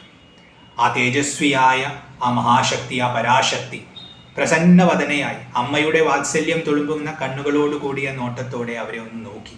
അവരുടെ മനസ്സ് നിറഞ്ഞു. എന്നിട്ട് അവരോട് പറഞ്ഞു, എൻ്റെ ദർശനം ഒരിക്കലും വിഫലമാവില്ല. അപ്പോൾ എന്നെ കണ്ടതുകൊണ്ട് എന്തെങ്കിലും വരം ചോദിക്കുക. എന്ത് വരമാണ് നിങ്ങൾക്ക് വേണ്ടത്? മടിക്കാതെ ചോദിച്ചുകൊള്ളൂ എന്ന് പറഞ്ഞു. അപ്പോൾ സുരഥൻ തൻ്റെ അകത്ത് നോക്കി. അപ്പോൾ അദ്ദേഹത്തിൻ്റെ ഉള്ളിൽ ഇപ്പോഴും രാജ്യസുഖം വേണമെന്നുണ്ട്, രാജ്യം ഭരിക്കണമെന്നുള്ള ത്വരയുണ്ട്. അത് പോയിട്ടില്ല. അപ്പോൾ സത്യസന്ധമായിരിക്കണം ദേവിയുടെ മുമ്പിൽ നമ്മൾ. ഉള്ളിലൊന്ന് വെച്ച് പുറത്തേക്കൊന്ന് പറയരുത്. അപ്പോൾ അദ്ദേഹത്തിൻ്റെ ഉള്ളിൽ അങ്ങനെ ആയതുകൊണ്ട് അദ്ദേഹം അത് തന്നെ ദേവിയുടെ മുമ്പിൽ തുറന്നു വെച്ചു. അല്ലയോ അമ്മേ, എനിക്ക് രാജ്യസുഖങ്ങൾ അനുഭവിച്ച് മതിയായിട്ടില്ല. എനിക്ക് എന്നെ നഷ്ടപ്പെട്ട രാജ്യം കിട്ടണം, ശത്രുക്കളെ എല്ലാം ഇല്ലാതെയാക്കി നല്ല ഭരണം നടത്തണമെന്ന് ആഗ്രഹമുണ്ട്. അതിനായി അനുഗ്രഹിക്കുക എന്ന് സുരഥൻ ചോദിച്ചു. അതേ സമയത്ത് സമാധി അദ്ദേഹത്തിന് വിരക്തി വന്നു കഴിഞ്ഞു. ഉപാസനയിലൂടെ അദ്ദേഹത്തിന് ഇനിയിപ്പോൾ തിരിച്ച് വീട്ടിലേക്ക് പോകണം, അതിലൊന്നും ഒരു താല്പര്യമില്ല, ദേവി മാത്രം മതി എന്ന ഭാവമായപ്പോൾ സമാധി പറഞ്ഞു, എനിക്ക് ജ്ഞാനത്തെ പ്രദാനം ചെയ്താലും, മോക്ഷദായകമായ ജ്ഞാനത്തെ പ്രദാനം ചെയ്താലും. ദേവിക്ക് സന്തോഷമായി. ദേവി 2 പേരെയും ഒരേ സമയം അനുഗ്രഹിച്ചു. എന്നിട്ട് സുരഥൻ എന്ന രാജാവിനോട് പറഞ്ഞു, നിനക്ക് നിന്റെ രാജ്യം കിട്ടും, ഉറപ്പാണ്. നിന്റെ എല്ലാ ശത്രുക്കളും ഇല്ലാതെയാകും, അഭിവൃദ്ധിയോടുകൂടി നീ ഭരിക്കും. അതെല്ലാം കഴിഞ്ഞ് പൂർണ്ണായുസ് തികഞ്ഞതിന് ശേഷം നീ മരിച്ചിട്ട് രണ്ടാമത് ജനിക്കാൻ പോകുന്നത് സാവർണിക എന്നു പേരുള്ള മനുവായിട്ടായിരിക്കും. അതായത് നിനക്ക് ഇനി മനു എന്ന പദവി കൂടി ഞാൻ നൽകണം. എന്നെ ഉപാസിച്ചാൽ കിട്ടുന്ന ഫലം അതാണ്. അപ്പൊ നിന്റെ ആഗ്രഹങ്ങൾ, നിനക്ക് ഭരിക്കണം, ഐശ്വര്യപൂർണമായ ജീവിതം വേണമെന്ന ആഗ്രഹമുണ്ട്, അതിന്റെ പാരമ്യത്തിൽ തന്നെ നിനക്ക് ഞാൻ പ്രദാനം ചെയ്തിരിക്കുന്നു. അത് കഴിഞ്ഞ് സമാധിയോട് പറഞ്ഞു, നിനക്ക് ജ്ഞാനവും തീർച്ചയായും ലഭിക്കും, ഉറപ്പാണ്. നിന്റെ ഉള്ളിൽ അതിപ്പോൾ തന്നെ പ്രകാശിക്കാൻ തുടങ്ങി, കാരണം നീ എന്നെ കണ്ടിരിക്കുന്നു. അതുകൊണ്ട് അതിനായിട്ട് നിനക്ക് നീ യത്നിക്കേണ്ടി വരില്ല എന്ന് പറഞ്ഞ് 2 പേരെയും അനുഗ്രഹിച്ച് 2 പേർക്കും സന്തോഷത്തെ ഉണ്ടാക്കി ദേവി അന്തർധാനം ചെയ്തു. അങ്ങനെ 2 പേരും അവരവരുടെ, ഒരാൾ ധ്യാനത്തിൽ മുഴുകി ജീവിച്ചു, മറ്റാൾ രാജ്യത്തിലേക്ക് ചെന്നു. അങ്ങനെ പറഞ്ഞ പോലെ തന്നെ കുറേ വർഷങ്ങൾ കഴിഞ്ഞ് അദ്ദേഹം പിന്നീട് സാവർണിക മനുവായിട്ട് ജനിക്കുകയും ചെയ്തു എന്നുള്ളതാണ് ദേവി മാഹാത്മ്യത്തിലെ കഥ. 13 അധ്യായങ്ങൾ, 700 ശ്ലോകങ്ങൾ, ദുർഗാ സപ്തശതി എന്ന പേരിൽ അറിയപ്പെടുന്ന, ചണ്ഡി സപ്തശതി എന്ന പേരിൽ അറിയപ്പെടുന്ന ഈ കഥ. ഇത് വളരെ പ്രസിദ്ധമായ കഥയാണ്, പലർക്കും അറിയുന്ന കഥയായിരിക്കും. എന്നാലും അറിയാത്തവരുണ്ടെങ്കിൽ അവരും അറിയണം. അറിഞ്ഞവർ വീണ്ടും വീണ്ടും കേട്ട് ഉള്ളിൽ ദേവിയുടെ മഹിമയെ ഊട്ടി ഉറപ്പിക്കണം. അതിനുവേണ്ടിയാണ് പലരും പല രീതിയിൽ ഈ കഥ പറഞ്ഞുകൊണ്ടേയിരിക്കുന്നത്. അവസാനമില്ലാത്ത കഥയാണ്, എപ്പോഴും നവീനമായിരിക്കുന്ന കഥയാണ്. അപ്പോൾ ദേവിയുടെ ഈ മഹിമയെ നമ്മൾ സദാ സ്മരിക്കുക, ദേവിയെ ശരണം പ്രാപിക്കുക. ഇനി ഈ കഥയിൽ തന്നെ നമുക്ക് സൂക്ഷ്മമായി ചില ബീജങ്ങൾ ഉണ്ടെന്ന് പറഞ്ഞു, തത്വമായ ബീജം. അത് ചെറുതായിട്ടൊന്ന് നോക്കാം, കാരണം വളരെ ആഴത്തിലൊന്നും ചെല്ലുന്നില്ലെങ്കിലും ചെറുതായിട്ട് നമുക്ക് ആ തത്വം മനസ്സിലാവണം. അപ്പോൾ കഥയുടെ അലങ്കാരത്തിന് വേണ്ടി കുറേ കാര്യങ്ങൾ പറഞ്ഞിട്ടുണ്ടാവും, അത് മനസ്സിനെ ആകർഷിക്കാൻ വേണ്ടിയാണ്. അതിൽ മുഴുവൻ നമ്മൾ തത്വം തേടരുത്. അതിൻ്റെ ഉള്ളിൽ സൂക്ഷ്മമായ കാര്യങ്ങൾ ചിലതുണ്ടാവും, അത് മാത്രമാണ് ഗ്രഹിക്കേണ്ടത്. അപ്പോൾ ഇവിടെ ആദ്യത്തെ മഹിമ, രണ്ടാമത്തെ മഹിമ, മൂന്നാമത്തെ മഹിമ എന്ന് നമുക്ക് പറയാം. 3ഉം കൂടി പറയുന്നത് ഒരേ കഥയാണ്. അത് വ്യക്തമായി നമ്മുടെ ഉള്ളിൽ നടക്കുന്ന ഒരു കാര്യം നമുക്ക് പറഞ്ഞു നൽകുകയാണ്, ദേവിയുടെ സൂക്ഷ്മമായ ഭാവത്തെ വ്യക്തമാക്കുകയാണ്. ഇവിടെ ആദ്യമായ കഥയിൽ ബ്രഹ്മാവ്, വിഷ്ണു, മധുകൈട്ടഭന്മാരാണ്. അതിലെ ബ്രഹ്മാവ് മനസ്സാണ്, വിഷ്ണു ബുദ്ധിയാണ്. ഈ കഥയിലാണ് പറയുന്നത്. അപ്പോൾ ബുദ്ധി മയങ്ങിക്കിടക്കുകയാണ്, ബുദ്ധി ഉറങ്ങുകയാണ്. ബുദ്ധി ഉറങ്ങുക എന്ന് പറഞ്ഞാൽ ബുദ്ധി ഷാർപ്പല്ല എന്നാണ് അർത്ഥം. ആ സമയത്ത് മനസ്സ് കിടന്ന് അതിൻ്റെ ഇഷ്ടത്തിന് തുള്ളും. കാരണം ബുദ്ധിയുടെ നിയന്ത്രണം ഉണ്ടെങ്കിലേ മനസ്സ് ശാന്തമാകും. അപ്പോൾ അങ്ങനത്തെ ഒരു അവസ്ഥ അവിടെ സൃഷ്ടിക്കപ്പെട്ടിരിക്കുകയാണ്. ആ സൃഷ്ടിക്കപ്പെട്ട സമയത്ത് അവിടെ ആ മനസ്സിനെ ബാധിക്കുന്ന ദോഷങ്ങളാണ് സുഖവും ദുഃഖവും. പുറമേ നിന്ന് അതിങ്ങനെ വന്നുകൊണ്ടിരിക്കും. ഈ സുഖവും ദുഃഖവും ഉണ്ടാവുന്നത് നമ്മൾ കേൾക്കുന്ന കാര്യത്തിൽ നിന്നാണ്. അതായത് നമ്മൾ പല കാര്യങ്ങളും ലോകത്തെക്കുറിച്ച് മനസ്സിലാക്കും. അങ്ങനെ മനസ്സിലാക്കുന്ന കാര്യത്തിൽ നിന്നാണ് ഇത് സുഖപ്രദമാണ്, ഇത് ദുഃഖപ്രദമാണ് എന്ന് നമ്മൾ ചിന്തിക്കുകയും അതിനനുസരിച്ച് സുഖിക്കുകയും ദുഃഖിക്കുകയും ചെയ്യുന്നത്. അതുകൊണ്ടാണ് കർണമലത്തിൽ നിന്നും ഈ രണ്ട് അസുരന്മാരും ജനിക്കുന്നത്. അങ്ങനെ ജനിച്ച് അവർ മനസ്സിനെയാണ് ആക്രമിക്കുന്നത്. കാരണം ബുദ്ധി ഉറങ്ങിക്കിടക്കുകയാണ്. അപ്പൊ മനസ്സ് ബുദ്ധിയെ ഉണർത്താൻ വേണ്ടി അമ്മയെ, ആ പരാശക്തിയെ ശരണം പ്രാപിക്കുകയാണ്. അപ്പൊ ബുദ്ധി ഉണരുന്നു. അമ്മ ആ വിഷ്ണുവിന്റെ ശരീരത്തിൽ നിന്നും മാറി നിന്ന് ബുദ്ധിയെ ഉണർത്തി. ബുദ്ധി ഉണർന്നപ്പോൾ ഇവരോട് യുദ്ധം ചെയ്യാൻ തുടങ്ങി. സുഖവും ദുഃഖവും ലോകത്തിന്റെ സ്വഭാവമാണ്. പുറമേയുള്ള സുഖവും ദുഃഖവും ഇല്ലാതെയാക്കാൻ നമുക്ക് പറ്റില്ല. അത് സാധിക്കണമെങ്കിൽ അമ്മയുടെ കൃപ വേണം. അതുകൊണ്ടാണ് ഒരുപാട് വർഷം 5000 കൊല്ലത്തോളം മറ്റോ യുദ്ധം നടത്തി എന്ന് പറയുന്നത്. പക്ഷെ കീഴ്പ്പെടുത്താൻ പറ്റുന്നില്ല. പിന്നെ അമ്മയുടെ മായ പ്രവർത്തിച്ചപ്പോൾ അവർ തന്നെ ചോദിച്ചു എന്ത് വരം വേണമെന്ന്. സുഖവും ദുഃഖവും ഇല്ലാതെയാകുന്നത്, അതിനെ തരണം ചെയ്യുന്നത് അമ്മയുടെ അനുഗ്രഹം കൊണ്ട് മാത്രമാണ്. ഇത് വളരെ വലിയൊരു രഹസ്യമാണ്. കാരണം നമ്മുടെ ആത്മബലം കൊണ്ടൊന്നും സുഖദുഃഖങ്ങളെ തരണം ചെയ്യാൻ പറ്റില്ല. വിഫലമായി നമ്മൾ ശ്രമിച്ചുകൊണ്ടേയിരിക്കും. അപ്പൊ അങ്ങനെ ശ്രമിക്കുന്ന നമ്മളോട് അമ്മ തന്നെ പറഞ്ഞു തരികയാണ് ഈ കഥയിലൂടെ, എന്നെ ആശ്രയം പ്രാപിച്ചാൽ മതി, ഞാൻ സുഖദുഃഖത്തിൽ നിന്നും ഈ ദ്വന്ദ്വങ്ങളിൽ നിന്നും നിങ്ങൾക്ക് മോചനം ഞാൻ നൽകാം. അത് കഴിഞ്ഞ് പിന്നെ പറയുന്നത് മഹിഷാസുരന്റെ വധമാണ്. മഹിഷാസുരൻ അജ്ഞാനമാണ്. നമ്മുടെ എല്ലാം ഉള്ളിലുള്ള അജ്ഞാനം. എന്താണ് അജ്ഞാനം? ഈശ്വരൻ എന്താണ്, അമ്മ എന്താണെന്ന് മനസ്സിലാക്കാതിരിക്കുന്നതാണ് അജ്ഞാനം. അമ്മയെ അറിയാതിരിക്കുന്നതാണ് അജ്ഞാനം. അങ്ങനെ അജ്ഞാനം ഉണ്ടായാൽ നമുക്ക് ഒരുപാട് തെറ്റിദ്ധാരണകൾ ഉണ്ടാവും. അമ്മ എന്താണെന്ന് അറിഞ്ഞില്ലെങ്കിൽ അമ്മ എന്തൊക്കെയോ ആണെന്ന് നമ്മൾ തെറ്റിദ്ധരിക്കും. ആ തെറ്റിദ്ധാരണകളാണ് മഹിഷാസുരന്റെ സൈന്യം. ഒരുപാട് സൈന്യങ്ങളുണ്ടല്ലോ, അദ്ദേഹത്തിന് ഒരുപാട് യോദ്ധാക്കളുണ്ട്. അതൊക്കെ നമ്മുടെ ഉള്ളിലുള്ള തെറ്റിദ്ധാരണകളാണ്. ഈശ്വരനെ കുറിച്ചും ലോകത്തെക്കുറിച്ചും അറിവില്ലായ്മ കൊണ്ട് നമുക്കുണ്ടാകുന്ന തെറ്റിദ്ധാരണകൾ. ആ തെറ്റിദ്ധാരണകൾ നമ്മളെ പല കുഴപ്പത്തിലും ചെന്ന് ചാടിക്കും. ആ തെറ്റിദ്ധാരണകളെയും അജ്ഞാനത്തെയും ഇല്ലാതെയാക്കുന്നത് ദേവിയാണ്. ദേവിയെ ഉപാസിച്ചാൽ നമുക്ക് നമ്മുടെ പുറമേ നിന്നുള്ള സുഖദുഃഖങ്ങൾ, പുറമേയുള്ള ദുഃഖങ്ങളും സുഖങ്ങളും നമുക്ക് സ്വാധീനിക്കാൻ പറ്റില്ല. ദേവിയുടെ സ്വാധീനം കൊണ്ട് അത് നമുക്ക് വശഗതമാകും. അപ്പൊ ആ ദ്വന്ദ്വത്തിൽ നിന്ന് നമുക്ക് മോചനം ലഭിക്കും. പിന്നെ നമ്മുടെ ഉള്ളിലുള്ള അജ്ഞാനത്തിൽ നിന്നും നമുക്ക് മോചനം ലഭിക്കും. നമ്മുടെ അജ്ഞാനം ഇല്ലാതെയായാൽ തെറ്റിദ്ധാരണകൾ മുഴുവൻ ഇല്ലാതെയാകും. ഇതാണ് മഹിഷാസുര വധകഥം പറയുന്നത്. അത് കഴിഞ്ഞ് മൂന്നാമതായി പറയുന്നത് ശുംഭ നിശുംഭ വധമാണ്. അവിടെ ശുംഭനും നിശുംഭനും എന്ന് പറഞ്ഞാൽ നമ്മുടെ ഉള്ളിലുള്ള അഹങ്കാരവും മമത്വവുമാണ്. ഞാൻ എന്ന് ദേഹമനോബുദ്ധികളിൽ പരിമിതമായിരിക്കുന്ന ബോധമാണ് അഹങ്കാരം. ആ ബോധത്തിൽ നിന്നും ജനിക്കുന്ന എന്റേതല്ലാത്തത് എന്ന വാസനയാണ് മമത്വം. ഇത് രണ്ടും ശുംഭനും നിശുംഭനുമാണ്. ഈ രണ്ടു പേർക്കും മന്ത്രിമാരായി നിൽക്കുന്നത് ചണ്ഡനും മുണ്ടനുമാണ്. ഇവര് രാഗദ്വേഷങ്ങളാണ്. ചിലതിനോട് വേണമെന്ന ഭാവമാണ് രാഗം, ചിലത് വേണ്ട എന്ന ഭാവമാണ് ദ്വേഷം. അപ്പൊ രാഗദ്വേഷങ്ങൾ അഹങ്കാരത്തെയും മമത്വത്തെയും സേവിക്കുന്നു.